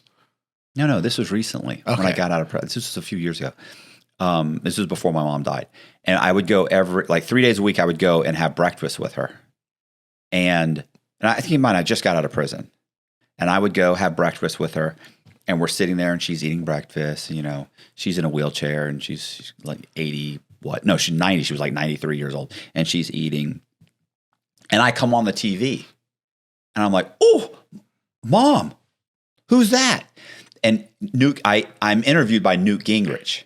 So Newt Gingrich comes on and she goes, Newt Gingrich? I go, no, not him. And then I come on. I go, look, that's me. I'm being interviewed by Newt Gingrich. Look, that's me. And she's like, oh, yeah. What is this? And I go, this is a commercial I do. Remember I told you about the commercial? I mean, this is me. I'm on CNN. I'm on a commercial on CNN. And she goes, have you talked to your brother recently? And I went, no, Mom, I don't know. I'm on CNN. You should call your brother. I was like, oh, not impressed. I could care less. I'm so sorry. What about your sister? Yeah, because you should go to dinner with your sister. Oh my God. You know, just could care less. Yeah. So hey, thank you for sharing that. Yeah. Well, I mean, I was on TV, kind of like the big screen thing. And she wasn't impressed. I didn't realize that kind of oppression extended to white people. I thought it was just immigrant families that dealt with that. Oh, no. that. My mom was devout Catholic. Very disappointed. And it wouldn't matter how well you were doing. Was there ever a point where she was like, I'm proud of you? Have you ever? So she was Norwegian. And there's a famous saying where it says, there was once a Norwegian man that was so in love with his wife, he almost told her. That's my mom. Okay. That's my mom. She, you would paint, like I would paint something as 15, 16 years old. I'd come in, I'd be like, look, Mom. She'd come in, she'd go, the shadows are off. That was it. It was like, no, look at the picture. Yeah, the shadow. Look, this is way darker. Shadows are off. And you can't, I don't think that's correct. With and I'd be like, it wouldn't matter no matter what. It was always tweaking. It's always the little. I feel like your fans need to get a hashtag going for you, like Matt needs a hug, and you see what happens with that hashtag. I'm happy. I came out extremely well-rounded. Norwegians need love too. It's okay. And you have a 6-pack. Don't tell me that you're coming out well-rounded. I don't have a 6-pack exactly. I'm 5 or 6 pounds away from a 6-pack. You can see them. There's a supplement I could tell you that could help you get there. So what are you? Are you doing the? You're not doing the supplements anymore, are you? So I mean, I run a marketing agency now, and so I probably manage around 2,000 different SKUs that are sold on Amazon, Walmart, directly consumer spaces like websites like Shopify and so on and so forth.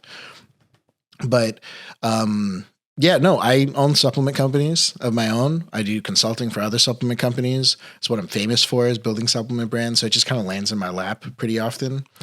The beauty of marketing is that it hasn't changed in the actual like baseline model of what marketing is. So from day one, it's X. You got to have a product which is phenomenal, which you can make jokes about, sugar pill or whatever, but like a good product is something you have to constantly invest in. Touched the nerve. Then you have to add Y. Let's call Y an audience, people who need that product, right? So X plus Y equals $. Yeah. Well, it's no good if nobody knows about the product. Right. But you need to have access to that audience. Right. So I like to put X plus Y in parentheses and raise it to the Z power. And I call that marketing. So marketing could exponentially grow your sales or could exponentially destroy your sales if you don't do it right.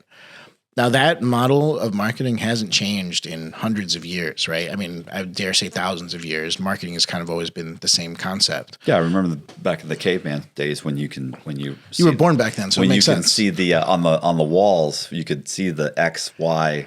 Yeah.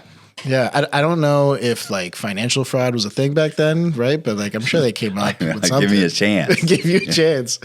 So the beauty of like whether the vehicle is TikTok, right, or it's YouTube, or back then Instagram for me, or whether it was like .com purchasing in the 80s and 90s and figuring out how to do like black hat SEO, like ads and so on and so forth. Like marketing's marketing. And I mean, people tell me that email marketing's dead. I laugh at them. email marketing is alive. And after the algorithm change with the privacy settings with Apple and their update that they had, marketers had to go back to being real marketers and not just counting on Facebook ads or Google ads or whatever to bring them customers.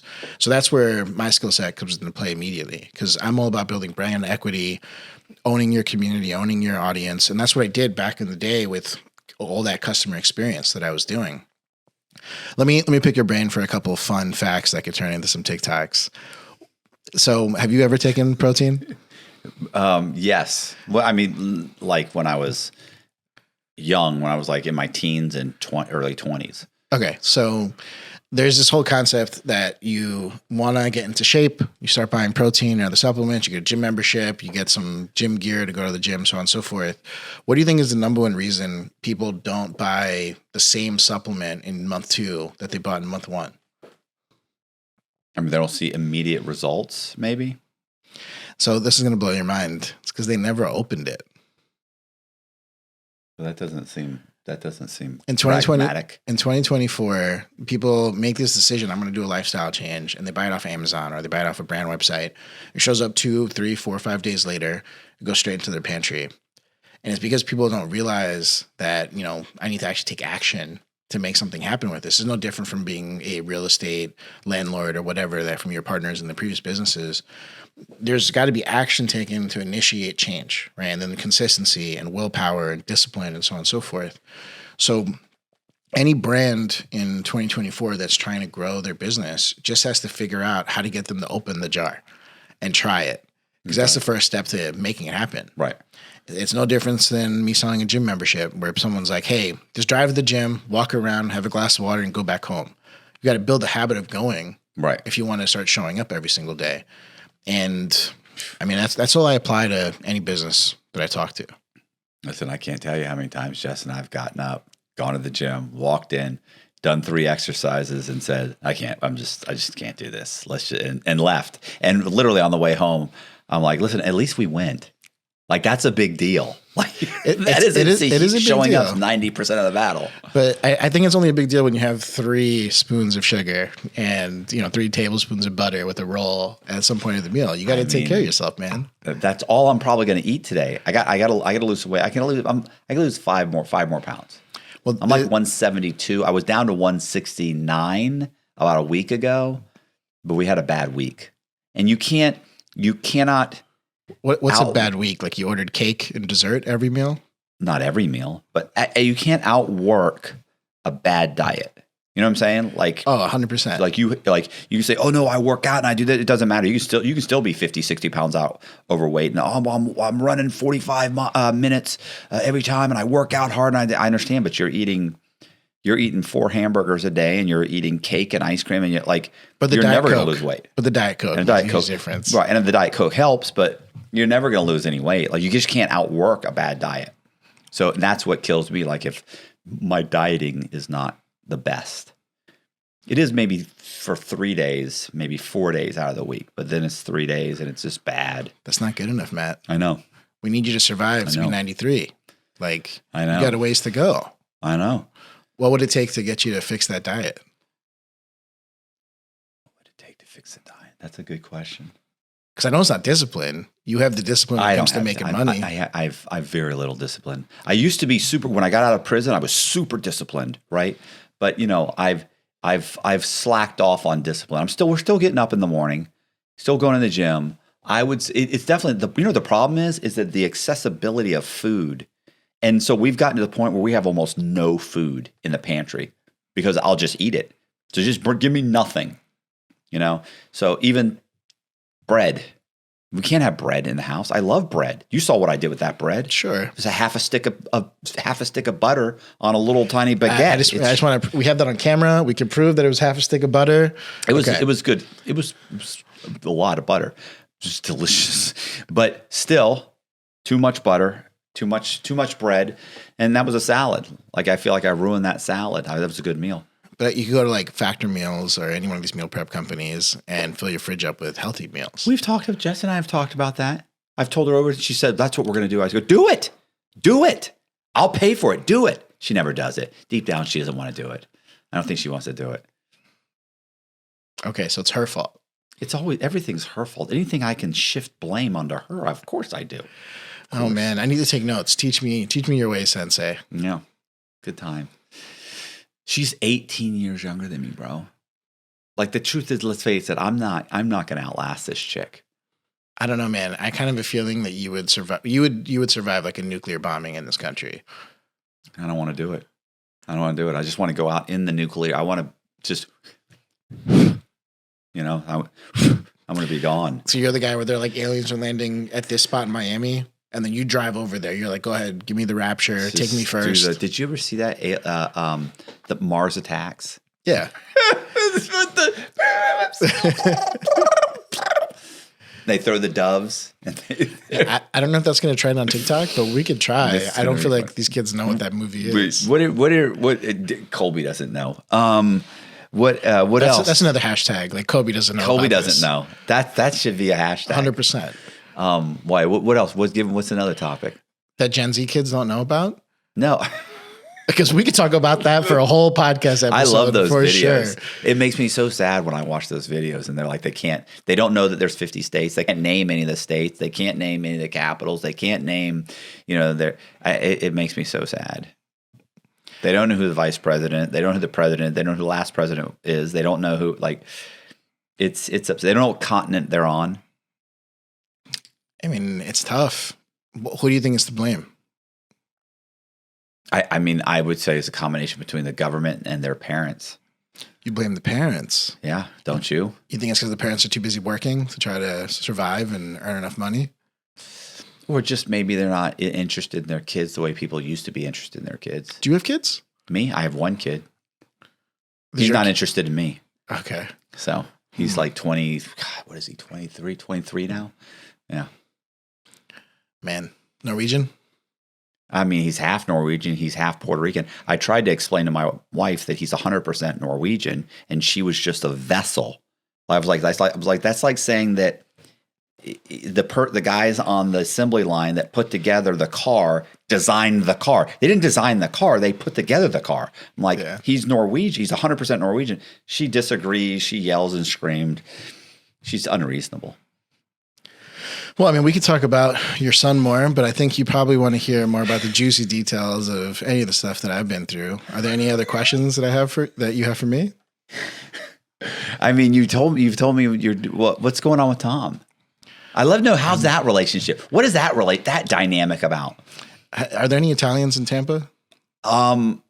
He keeps telling me he's Italian, but he's got like blonde hair, fair skin. He doesn't look Italian to me. He keeps telling me he's Italian.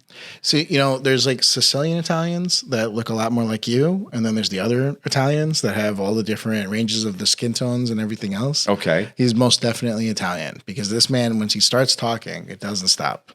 He's just going to keep going and he has no volume control. I love the guy.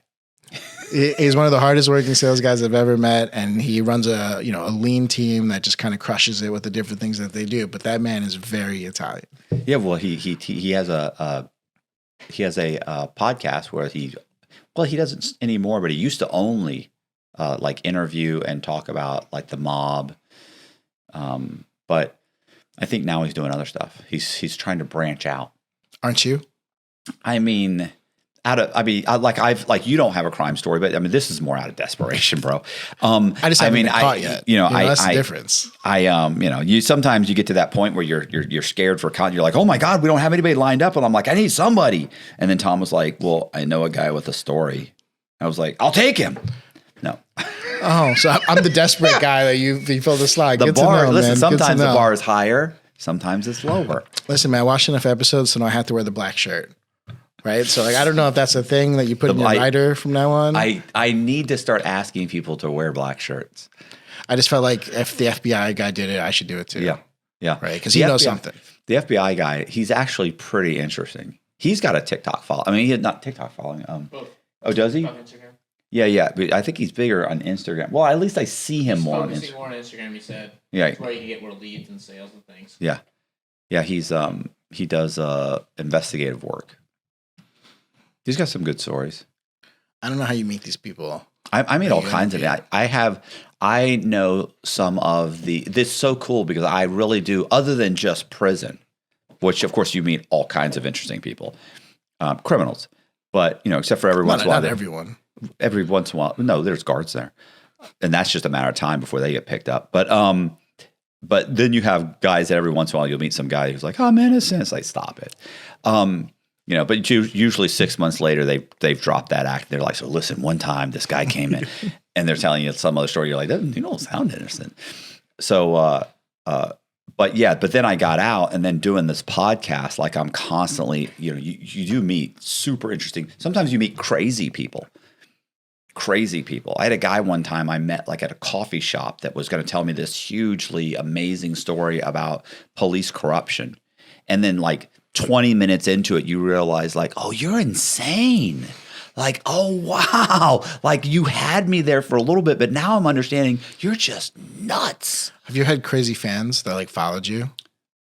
I have some fans that are semi-unhinged, where I have. And you know what, when you said the, oh, wow, I've made it moment, I didn't really have that. It's not like this was a moment, but there was a time when I thought, oh, this is turning into something. Like one time I went to, and this is COVID, by the way, I had a mask on. And this had already happened multiple times where people had recognized me, right? But you always kind of think, well, that's a fluke. But one time I went to Tampa International Airport. So I go there. I'm waiting in line during COVID. I'm waiting there. And I picked up the phone to talk. And I think I spoke on the phone, because I'll do the whole hit the button and just talk and send it. So I did that. And this guy kind of leans in, looks at me and he goes, you're on YouTube, right? And I was like, yeah. And I'm almost positive this is how the conversation went. And I went, yeah. He said, yeah, I recognize your voice. He said, but I recognize you too. And I was like I got a mask on. And he's like, yeah, I think I heard your voice. And he's like, and I was like, he was like, yeah, I watched your whole thing. And then his buddy, he's like, who? He looks, and I pulled my face down. He goes, oh yeah, bro, you're the con man guy, right? Yeah, I saw you on Concrete. So we have this little chit chat back and forth. And then I leave there, and when I go and I get on the, could you say that again? That's you. That's you, man. No, that's your watch. I don't even. Oh, it was me. Oh, that's just the FBI listening in on this conversation. Fine. And then when I go and get on the plane, I'm walking down the aisle, and this guy goes, hey, Matt Cox, what's up, man? I sit like right across from this guy. He's like, bro, like I watch your stuff. I watch this. I watch that. So I remember thinking that's pretty cool. But almost every time I go to the airport, and I almost never leave the house anymore, but almost every time I leave the house, if I go anywhere there's people, like I go to the fair, somebody recognizes me. I go to the airport, like I remember one time I was rushing to get to another flight, and I'm rushing, and as I'm rushing, some guy goes, as I'm it's the escalator things, right? And you're going by as I'm walking fast on the escalator walk because I'm really thinking I'm going to miss this thing. As I'm walking, the guy goes, Matt Cox, he goes, I love you, bro. And I go, love you, bro. And I just kept walking. And of course, everybody around me is looking like, what the hell? And just kept walking. And I've had that happen a few times. And then when Jess and I went, I forget where we went, but we were getting on the plane. As we're getting on the plane, we sat down next to this guy, and we both sat down. And I'm in the middle seat. And the guy looked at me. He goes, oh, man. He said, should I check my wallet? And I went, what? He said, yeah, you're that con man guy, right? And I went, oh, my God. And Jess goes, oh, Jesus. And just put her and I was like, I can't believe you recognize me. He's like, yeah, man, I just watched one of your podcasts a couple days ago. So there have been those times are super cool in comparison to the fact that I think, bro, a few years ago, I was laying in a bunk bed in prison, worried, how are you going to make a living? You've come a long way, man. I mean, so it's definitely, it may not be a you've made it, but it's definitely this is surreal. Like this is a surreal moment. Dude, that's awesome. All my stories when it comes to that stuff. I mean, there's the random like, hey, Ankur, I love you. Like from like walking down the streets of New York. Right. They always happen in opportunities where I'm talking to someone and they're always like, what the F just happened? Because like they're like surprised that it happened. It never happens when I'm by myself, which is interesting. But there was one time a fan. How cool is that though? Especially if somebody's there. Oh, trust me, I love it. I love it because it never happens when I'm alone. There's always someone who like will remember that happened. It's no good. It's no good if you're alone. Yeah, it's no good. Then I have to tell you the story. It's so much better if Jess is standing next to me and somebody sees it. I'm like, But there was one time we had such a super fan. We went on tour. We went to 6 different cities in 7 weeks, and like we like took over that city, like a gym and everything like that. And this one fan went to every single city, sneak into our hotel rooms, leave us like gifts. And like we didn't think that the hotels would do this kind of stuff, but they did. And then I remember maybe like 6 months later, this super fan shows up at our office building, gets kicked out because we're like, we don't know this person. You can't send them up to our office floor and everything. Waits till the security guards go on break, smashes one of the windows open or the side of the building to get access to the stairwell, runs up the stairs and tries to get inside our office. But we had like a gate in front of like the elevator, between the elevator and our door, standing there banging on our glass trying to get in. Our head of HR like ran out to try to block this person, and they were just like, I just want to meet Arvin and Ankur, like, you know, like this whole like crazy fanatic routine. We end up calling the cops. The cops show up. I think she grabbed the gun off the cop's holster and was like, you got to let me in to see this person. And so like, the cops tackled her and like took care of it. And like, we didn't hear from this person again for a long time. But there was definitely, when the restraining order was released, there was definitely a lot like, that was probably the craziest fan moment that ever I experienced. There were times where like people at expos would ask me to sign weird parts of them. And there's someone who has my signature tattooed on them, which was very interesting. That's interesting. And so, I mean, I've seen like TikToks, right? Taylor Swift is going to sign someone's arm and then they get it tattooed and stuff. But like, I'm not Taylor Swift. Like, why would you want my signature of all things? But yeah, people get fascinated by different things. But it's funny you mentioned the tattoo thing. I have a buddy named John Bozak who does tattoos. He was supposed to tattoo. So Danny Jones runs a channel that's in St. Petersburg called Concrete. He switched it. It's now called Danny Jones. But one of his fans was going to come on the show and get Concrete tattooed. And Bozak was supposed to do it, but they never ended up arranging it. But I was like, you're really going to let this guy tattoo Concrete? And he's like, yeah, of course.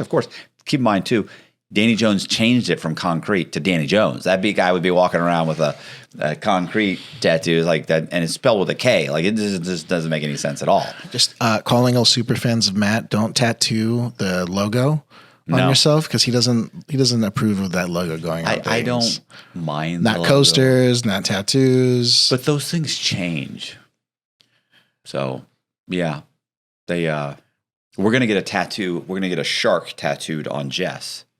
Okay, because that's kind of like my thing. Is that a we moment there where you're I'm gonna be there. Okay, I'm gonna pay for it. So as a matter of fact, it's funny because if I make a purchase over $500, I have to tell my probation officer. So can you imagine I put that on the report? Shark tat. $900 shark tattoo on wife. But yeah, because my memoir is called Shark in the Housing Pool. And so my emblem is kind of like the shark. So that has to be the easiest out from getting someone to like fly down to see you. I got to tell my probation officer if I pay for the flight to come join the podcast. Yeah, I can't do it. I should start doing that. Yeah, I can't come down. I have an ankle monitor on. I'm just gonna tell people I'm a probation officer, and that there's all these new rules. What other rules are there? I mean, nobody really knows what the rules are, so you can say anything. But I do. What's funny is I do like every time I fly somewhere, I have to notify her. I have to say, "Hey, I'm flying to Los Angeles. Here's where I'm staying. Here's where I'm going." They ask for like what kind of what vehicle, who owns the vehicle. I'm always you just put like Uber. This form's got to be 50 years old. So, you fill it out. You put the address of the hotel, then they need the phone numbers. They need the phone. What's the podcast? Where are you going? What's the purpose of? Because she has to approve it. Like if I said, hey, I'm going to LA to hang out with one of my friends for a week, she'd be like, not on probation. Yeah. Even when I was like, hey, my wife and I are going to go to on a honeymoon. And she's like, well, let me know where you're thinking of going, make sure it's not super expensive. Like she has to approve everything. So it's like, she's like, I really kind of need to know you break down like what the cost is. Because if I were to go to her and say, hey, we're spending $5,000, we're going for a week, she'd be like, no, you're not. You're not spending $5,000 on that. I'm sorry. You'll have to wait. And that's part of the reason we never, What's the reason they don't want you spending money on it? Well, I owe roughly $6 million, so I have to make restitution payments. So, I'm good for it. Don't give me that judgment look. I'm good for it. No, it's not judgment. So, it's just like you're very calm for owing that kind of money. Oh yeah, but I'm fine. Like it's good.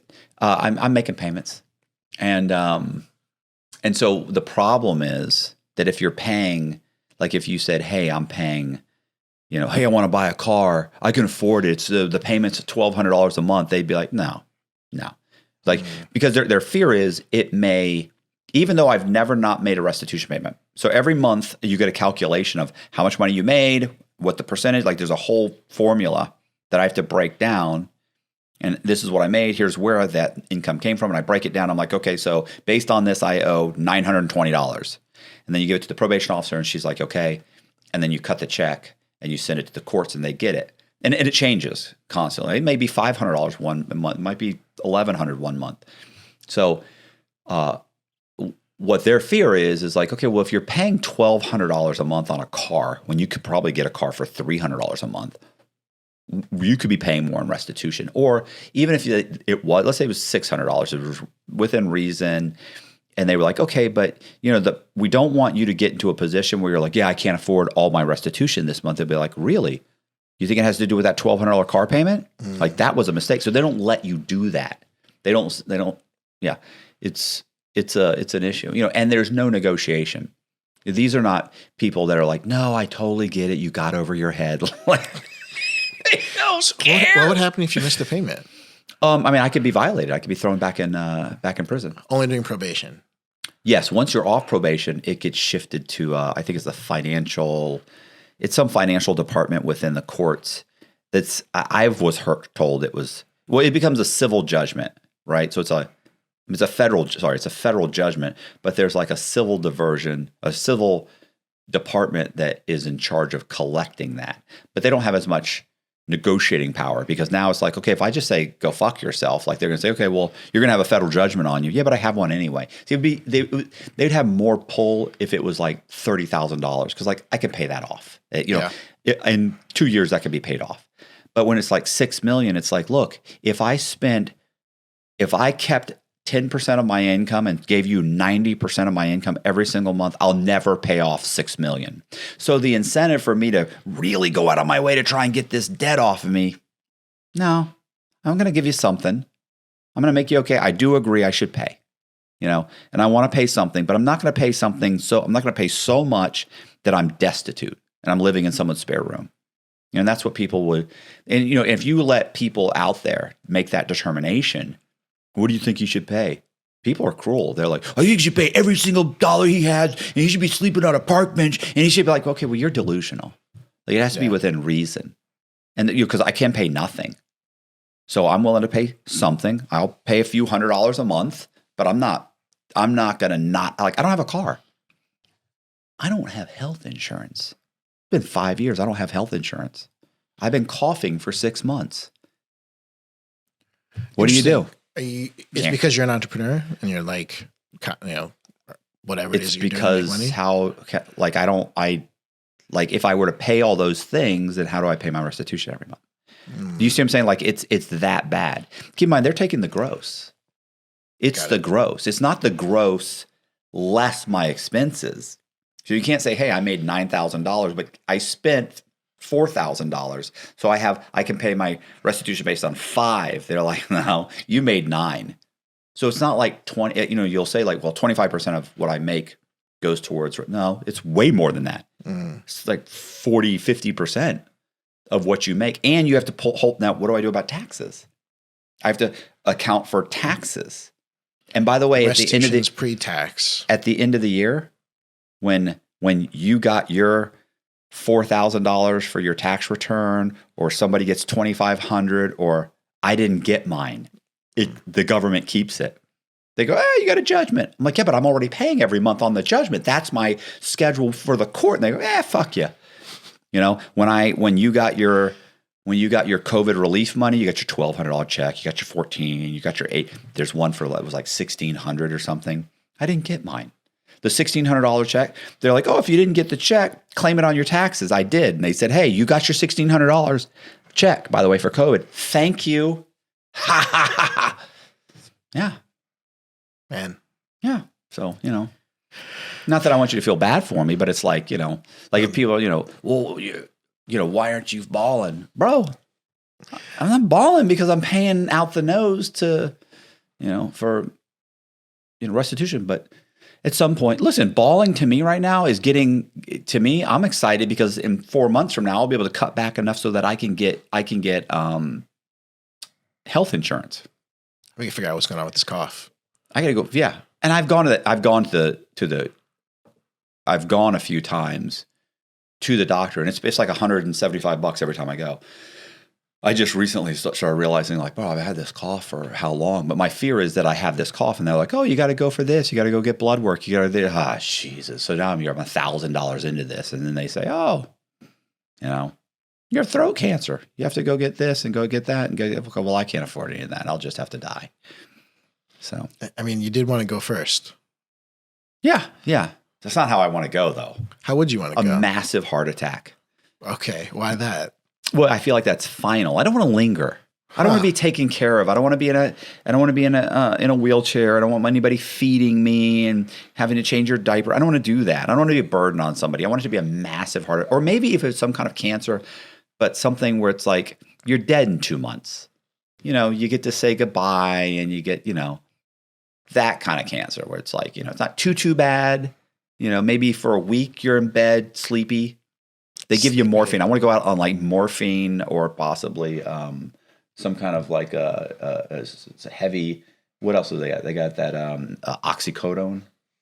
I want to go on maybe oxycodone and morphine with a drip. I got a button. Where you're watching TV and people come in and they cry next. I don't have a lot of people that cry next to me, but Jess will get somebody to come in and cry, tell you how much I'm into them, and pretend it's fine. And then then I and then one day you just fall asleep and you just stop breathing, and then that's how I want to go. Okay, I mean, if we could arrange that, I don't know if I have the powers. Anyone. I don't know if I have those powers. You're Indian. Well, we have 1,000 of them that we can pray to. So you if can you just give look up on around. one, you can go to the next one. You don't kind of look up. You just kind of like it could be. It's all within me, so I just like talk to myself. Oh, that's cool. Isn't God within you too? Do you believe in God? Try, yeah. Okay. Did you see that? Did you see the look at his face? No. Do you know how many times I get this? People will tell me, like I've literally had multiple people when we're talking about something, and God will come up, they'll be like, you don't even believe in God. It's like, I've never said, and I don't mean one or two people. I'm talking about 100 people over my lifetime who have specifically told me, you don't believe in God. And I'm like, what gives off that? What do I ooze that lets people think you don't believe in God? I've never said that in my entire life. Sunday, I was at church. The Sunday before that, went to church. Sunday before that, we're going to church this Sunday. I've never said I don't, not only do I believe, but I go to church. I don't know. But you just had that look like you don't believe in God. I've watched 40 hours of your podcast. Right? And so I just feel like if I gave it to AI, the transcription, it was like, tell me what this man. Does he believe? Yeah, does he it would believe? say, oh, he doesn't. No Atheist. Way. Yeah, there's just no way. Why? I don't know. It's just, the vibe isn't there that you're like, please God help me by any means. I feel like you feel like you're a man that could solve his own problems. No, I don't expect God to do anything for me. I don't think that's. This podcast took a weird turn towards the It did, end, but okay. I don't expect that. They a lot of times they do, but I don't expect. It's funny. I wish I'd saved this, but have you ever seen those things where it's like the guy's talking to God and he's like, God, please give me patience, and God says, well, I'm not going to give you patience. I'm going to place you in a position where you'll learn patience. God, please give me, wealth. I won't give you wealth. I'm going to place you in a spot where you can learn how to gather wealth. You know, I will give you challenges, you know, make me wise. I will give you challenges, and it's up to you, you know, to make yourself wise, to learn from those challenges. And I think that's God. I don't think God ever does the idea of miracles and stuff. I don't really believe in miracles. I think good things happen, but I think a lot of good things happen because you made them happen. You know, you were in that position to allow yourself to create those things. And I think that God gives you those chances, you know? I feel like after the insane roller coasters in my life, I always think they have that statement that God only puts the obstacles in front of you that you can handle. Right. Right. And I was like, yo, God, all the gods.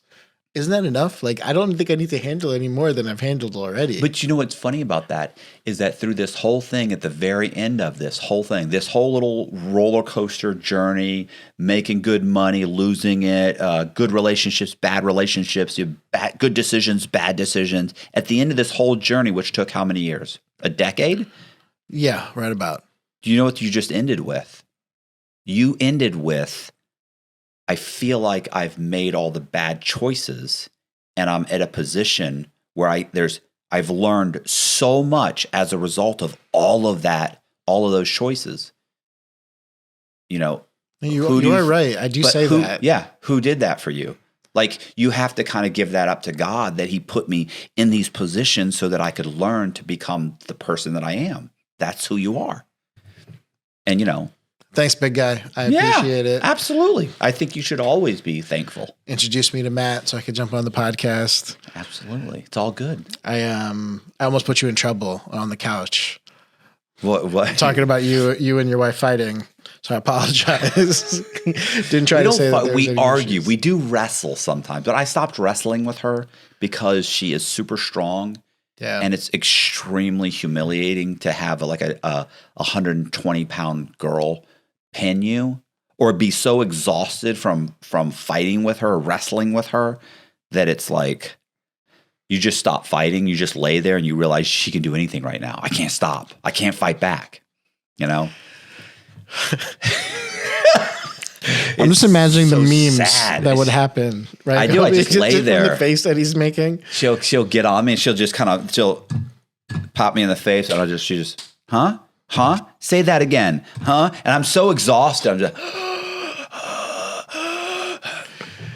just submit, Matt. Just submit. Let her have her way. My fear is one day I'm going to wake up. She's going to be on top of me, be on me. You know, she's got this way of putting her bony knees on my arms and pinning me, so it hurts to even move. And she's going to be holding a pillow over my head, screaming, "Go into the light! Go into the light!" You know, that sort of thing. Because the life insurance policy's paid up. I'll tell you that. That wouldn't get a heart attack. The only thing she ever says, she didn't ask any questions like did you pay the rent? Did you pay the light? The only thing I ever hear is, you know, did you pay State Farm, the life insurance policy? Like, that makes me wonder.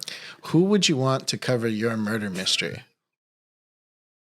I feel like that's an important question. Nancy Grace? No, what do you mean? I mean, she thinks everybody did it. You have like a murder mystery podcast. You talk about these stories. You've done investigations. No, who would you want to be the one looking into your murder mystery? We've interviewed some guy. Do I want the FBI guy? You mean you want a detective? Because I've got like 10 of them. I mean, journalist, detective, whoever. Who would be the person that would get down to the bottom of it?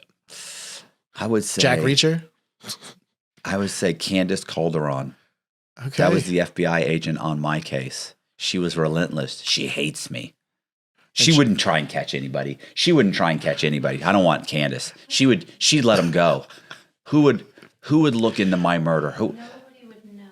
No. Did you hear her? She just said nobody would know from the back corner. She told me one time, she said, I will kill you and I will feed you to the gators. She said, I don't have to cut you up or anything. I just drop you off. She goes, I just drop. See? You know what she'll do? And listen, don't think that when she told me, let's go alligator hunting, that I thought don't think that I didn't think, we're in the fucking middle of nowhere. All they have to do is rock the boat a little bit. I'll fall off. You'll never get out. First of all, you don't even know where you are. Do you understand that the weeds in the boat, you're sitting up 9 feet in the air, and the weeds, these things The grass is higher than you. So if you fell in the water, even if you could stand up, because you can, it's not that. So someplace, even if you could stand up, it's nothing but a wall of weeds. You don't know where you are. I can't navigate from the stars. I'm not a captain of a ship. Like, I don't know. I don't have a degree like you do. Do you know how to find the North Star at the very least? No, you couldn't see it. It's straight up. It's a tube. And as soon as the boat Your goes ancestors over it, came on the Pinta. that was them. And the weeds They're that are turning laid in their down, graves. as soon as you drive on, they go like this. They come back up. It's so terrifying. And then listen, there's gators everywhere. And you know what she's telling me? She's like says little things like it's like, it's mating season. And I'm thinking I'm getting lucky. That's not what it means at all. It means that they're all riled up and excited, and they get into a feeding frenzy. So does that make you feel like you should let her win in arguments? Because I kind of feel like I let her win all the time. Okay. Even though she's always wrong. Always. I'm not going to entertain that topic. You know how I know she's always wrong? How? You know, because I've never done this. No, I think I have one or time, but only because I thought I'm tired of arguing. Where we've gotten into an argument and she's stormed off. And I don't mean this hasn't happened once. This has happened dozens and dozens of times. She knows it. That's why she's laughing. You know what she does? 10 minutes later, she comes down, she walks down, and she's like, I'm sorry. I get crazy. I don't know what I was saying. I love you. I don't know how you deal with this. And I'm like, I'm thinking, oh my God, a minute ago, she's ready to stab me over something. And then now she's totally like telling me she's absolutely wrong. And thank you for putting up with me. It's like, we argued for 45 minutes. I'm convinced she didn't do it. I'm going to have to tell the murder mystery guy that it wasn't Jess. It was a crazy fan for sure. They wouldn't find me anyway. They wouldn't. And you know what the worst thing is? It's not like she would have to rent a boat. The people that she knows, like in Okeechobee, she can tell them, come help me move this body. And they'll be like, absolutely, Jeff, no problem. So I'm shocked you had to ask me. I'm embarrassed that you had to ask. They'll go and they'll put me in a freezer for 5 days. And then in the middle of the night, they'll put me on the boat. They'll go in the middle of nowhere and they'll drop me off in the middle of Okeechobee. And the gazer will eat me. And they'll never say nothing because they're those kinds of people.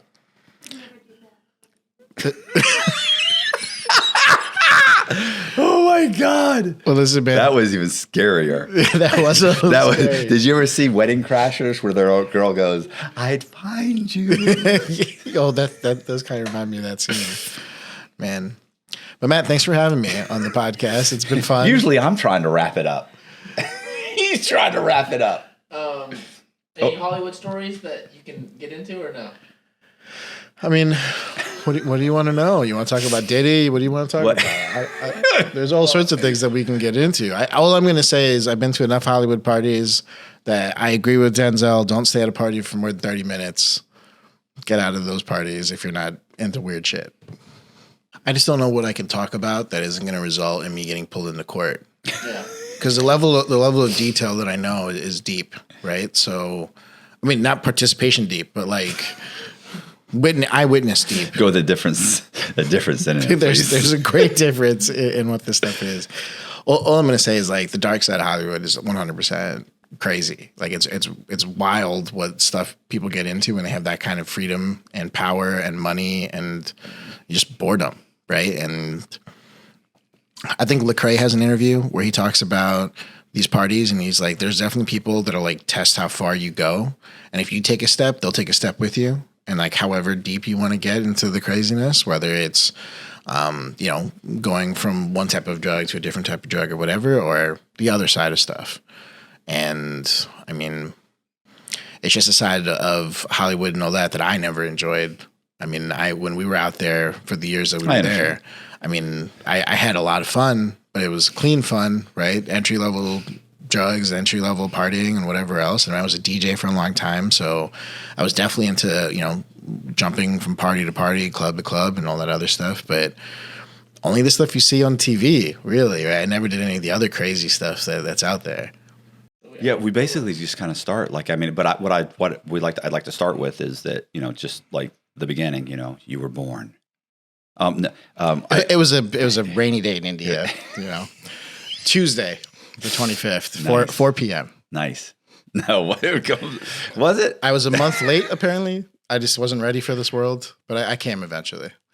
And then my parents were like, "The prince has been born. We got it right on the first They try. raised him up. No more. Ran This out is to it." the villagers and showed them. They immediately filled the paperwork. We must bring him to America.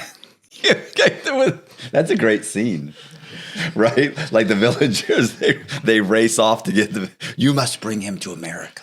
I thought you said Indiana. No, I was thinking Indiana. no, listen. Gen Z, man. I know, they bro. just don't Listen, make them the same anymore. I can't. I'll mention half the TV shows I mention. Colby it's just this, the blank look. They have these YouTube channels where people go to the streets of Times Square and they ask people like, "Can you name 5 states?" Oh yeah. Oh no, Right? it's horrific. It It's makes for me, real. They really cannot name Oh, I have no doubt. any of it. Listen, I was in prison. I had Kobe- guys asking me basic questions. I had to stop after about 6 months. I had to stop myself from my initial answer was like, "Really? Like, are you serious?" And I realized, no, they are. Can you tell time? No, stop.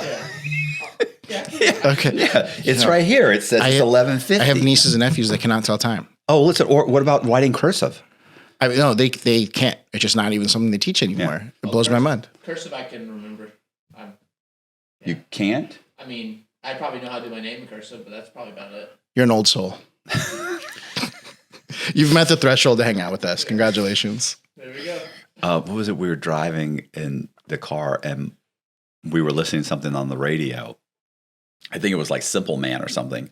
And then they came on. Jess was like singing, this kind of like singing along the song a little bit. And then it came on. It was like, hey, 105 classic rock. And she goes, oh, that's classic. I was like, yeah. Yeah, they played 2000s music and put in the classic channels now. Yeah. And I'm just like, what? Man. But like I remember when Tracy Chapman's Fast Car came out, like we'll watch TV shows and how I'm like, old are you? and I'm old. And then I'll remember, I'm like, I saw this. She's like, have you ever seen this? I'm like, I saw it in the theater. And she's like, oh my God. Did they have color back then? Yes. Just barely. Impressive. No, there was, when I grew up, there were 3 channels and you had to get up to change the channels.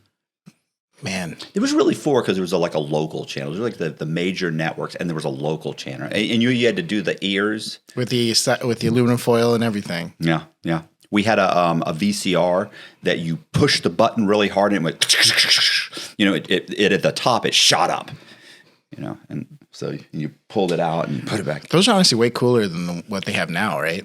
It was almost like a car. You just had to like put it in and it was like futuristic. It's pretty cool. They don't have those anymore. Do you know what a VHS is, Kobe? Oh, yeah. I used to rewind them. You have to rewind them before you turn back. He's lying. He does not know what a rewind button is. He saw that on like King and Queens. Yeah, he has no idea. There's no way. Okay, so India. Yeah. The child has been born. I'm the brown Eddie Murphy. We I'm must here. bring him to America. So when did your parents, what's the right term?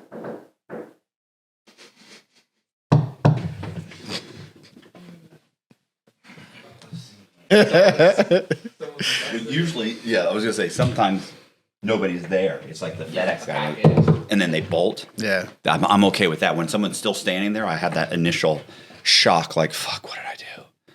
It could have been me this time. I don't know. You just got here. That's the whole point. A brown man with a beard flew to Tampa. Something's up. I'll give you up. Like in a heartbeat. I'll be like, you did here. Wow. You did something. You get pre-check and clear and all these things, and they still randomly select you every time. Not me. I walk right through. They tell Mr. Cox, can you take off your shoes? Like, hey, listen, bro. I'm not like these other people, okay? My family came on. They weren't on the Mayflower, but they were on the Pinta. Mm-hmm. Now, fucking run my shit through. I'm going. I just walk right through, and it beeps, and I go, I'm fine. They go, yes, sir. They let me get my bag, and I leave. And that's how it is for a white guy. And you have the record. They don't know. They don't know. It's fraud. They're like, Mr. Cox, you do have a record. I go, hey. My family came over on the Pinta. Do you understand? The Pinta. You understand? And it was fraud. And they're like, oh, my bad. I thought it was drugs. I said, no. What am I supposed to say? Christopher Columbus was looking for my people? You only exist here because he messed up? He made a mistake. And now there's Florida. He's like, I found India. He didn't They're even, brown. Christopher Columbus didn't even find America. He didn't. He wasn't even close. Was it Puerto Rico or Cuba? Where Somewhere was out in it? the Caribbean, yeah. Yeah, he didn't even. Yeah. It was like somebody, Francesca America or something. I forget his name. No, it was the Vikings, man. No, that was, if you can't count that, they didn't have written record. If you don't have it documented, it didn't happen. No, I'm telling you, it was like then they didn't colonize it. Like they landed and said, I don't know. There's some big Native Americans that are really light skinned. I feel like some Vikings had something to do with that. I mean, maybe. What happened to your people? I actually am all Nordic. I'm 100% Nordic. I used to think I had Native American blood in me because I have a slight tint, right? That's not Florida. No, this is just like I almost never go out in the sun. So I'm just kind of, if I do, I get super brown. So always growing up, my father, who also was super dark, much darker than me, would say, well, yeah, I have Native American Indian in me. And so we got, my wife got me Ancestry.com, whatever, for Christmas a couple years ago. And we did it, and literally 100% Nordic. It's like 75% Norwegian, which I knew. I knew because my grandfather came over from Norway. So it's like almost all Norwegian, Denmark, Sweden, like that's it across the board. And you don't know how to start a fire. No, I don't need to know how to start a fire. Your ancestors would not be happy with you. I mean, that's right. I'm past all that. I've got a stick. I got a lighter thing. I don't even get a lighter, like a regular lighter. I have the lighter stick, so it's got a long thing because I don't want to get in there lighting a candle and burn myself. We can't make fun of Gen Z anymore. I mean, he doesn't know how to light a fire. Of course he does. He calls you. He calls his parents to do it for him. My wife can light a fire. She can. She can. She can light a fire, kill an alligator, kill hogs, deer, live in the woods. It's impressive. All of it. Yeah, I know.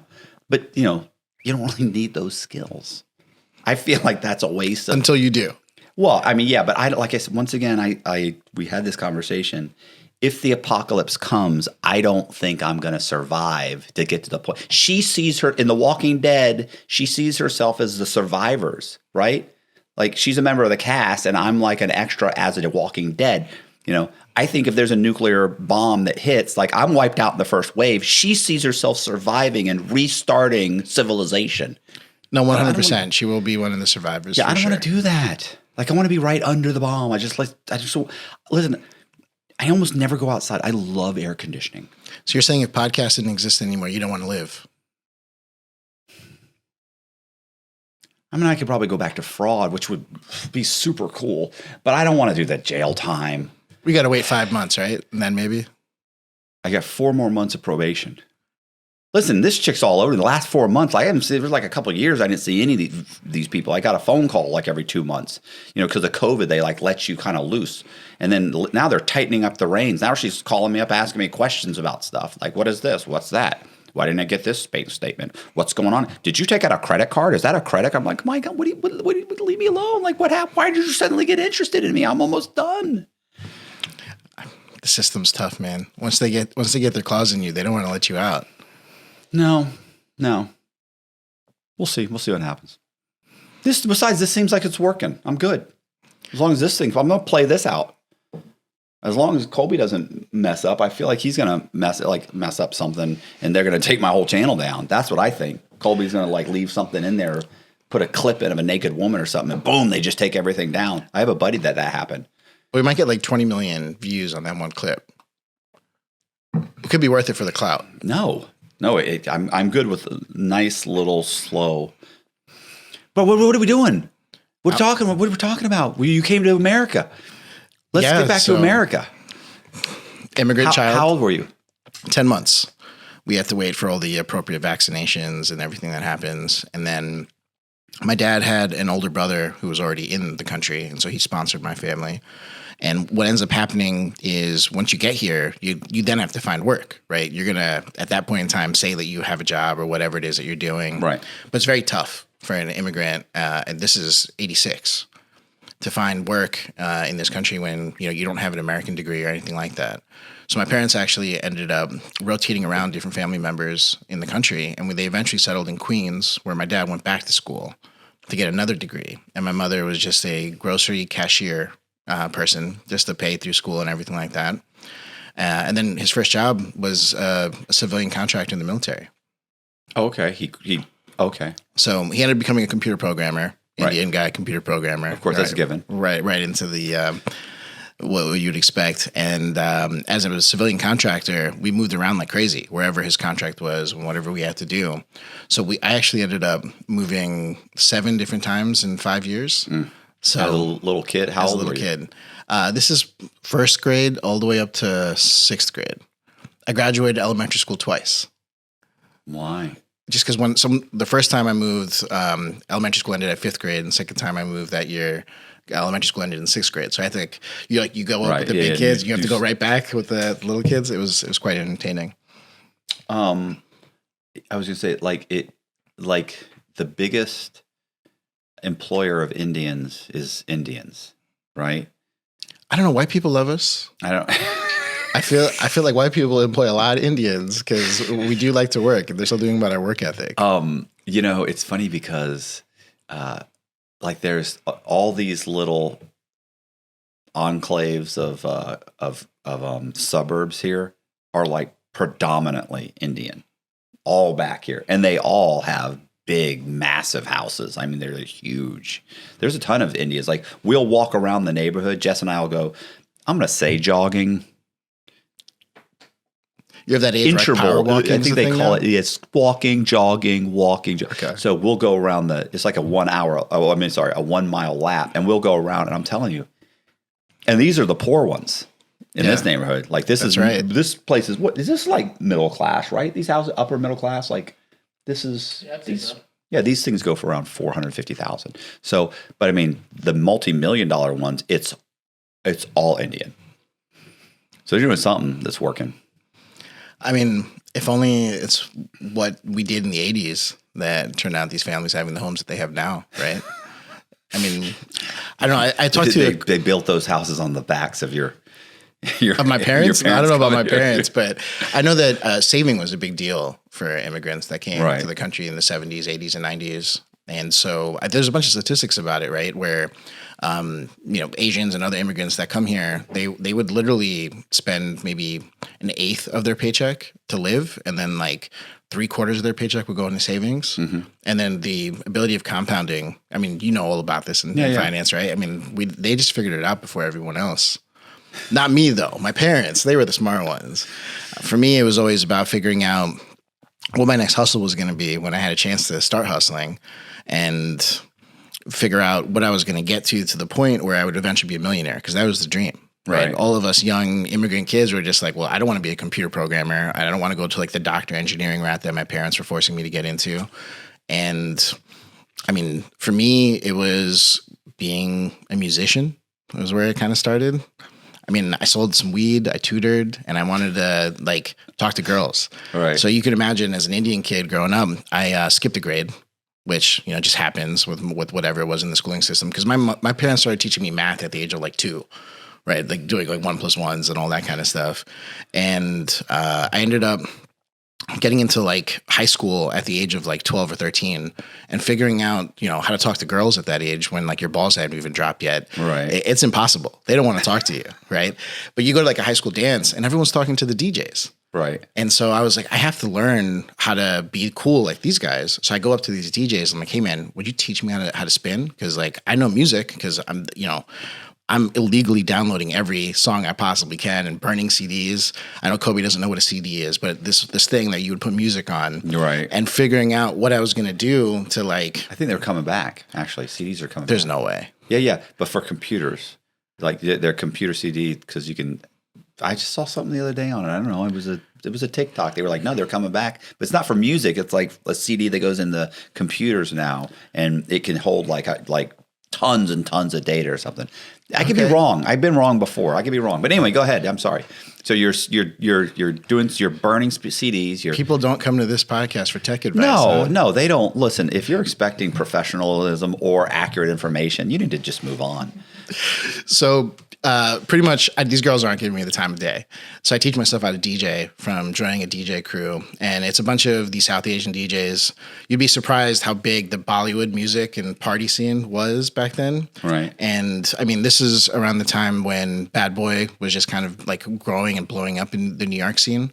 So a lot of the clubs and, the party opportunities that were happening there for both the no age and the older 18 plus crowds, they were just blowing up. So I taught myself how to sell tickets in the streets and then DJ. And I mean, I thought I was going to be Tiesto. I mean, Tiesto wasn't a person back then, but I thought I was going to be the guy who I looked up to was this guy named J. Dobby. And J. Dobby was one of P. Diddy's DJs in his like circuit. And like, I feel like he kind of made it in life. And we had all these Indian artists like Jay Sean and Raghav that were like essentially coming from the UK and like from just the South Asian market, but coming into mainstream markets. I mean, Jay Sean eventually got signed by Lil Wayne's record company. And so, I thought that was going to be my future. But long and behold, DJing wasn't going to be what it was for me. And so I eventually kind of had my Slumdog Millionaire moment where I landed in an opportunity of 100 different failures leading to my one success, which was kind of creating social media influencers. Okay. How did that come about?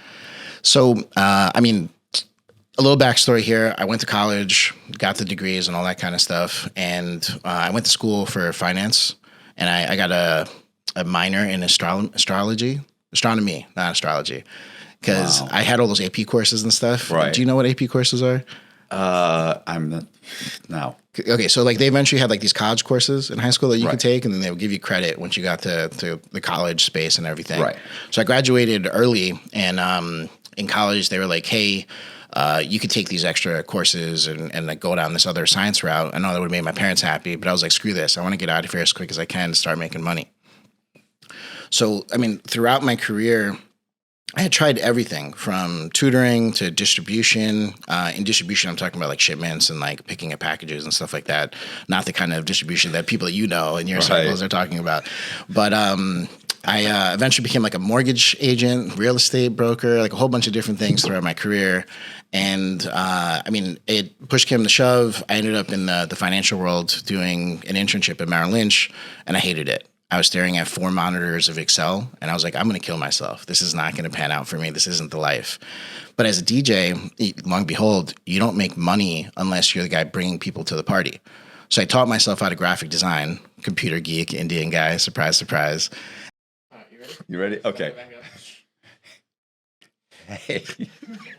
Sorry. Hey. No, wait. Okay, sorry. Thank you. I really appreciate. Hey, you guys. What did I start? Hey, you guys. Thanks for tuning in. Yeah. This is Ankur, the happy guest of the show. If you want to learn more about me, just follow me. I'm going to put all my links in the captions. Thanks, guys. Okay, let me try. First, I'd like to thank Ankur for coming on. What a great guest. Also, You got to laugh as you say that? Sorry. Jesus All right. Christ. Hey, you guys. Really appreciate you guys watching. Do me a favor, hit the subscribe button, hit the bell so you get notified of videos just like this. Also, we're going to leave all of Ankur's his links. It's actually, I think, one link that leads to all of his social media. So we're going to leave one link in the description. Please check out his stuff. Check out his podcast. Check out all of his social media. Please subscribe. I really do appreciate you guys watching this. Also, please consider joining my Patreon. Thank you so much. Leave me a comment and share the video. See ya.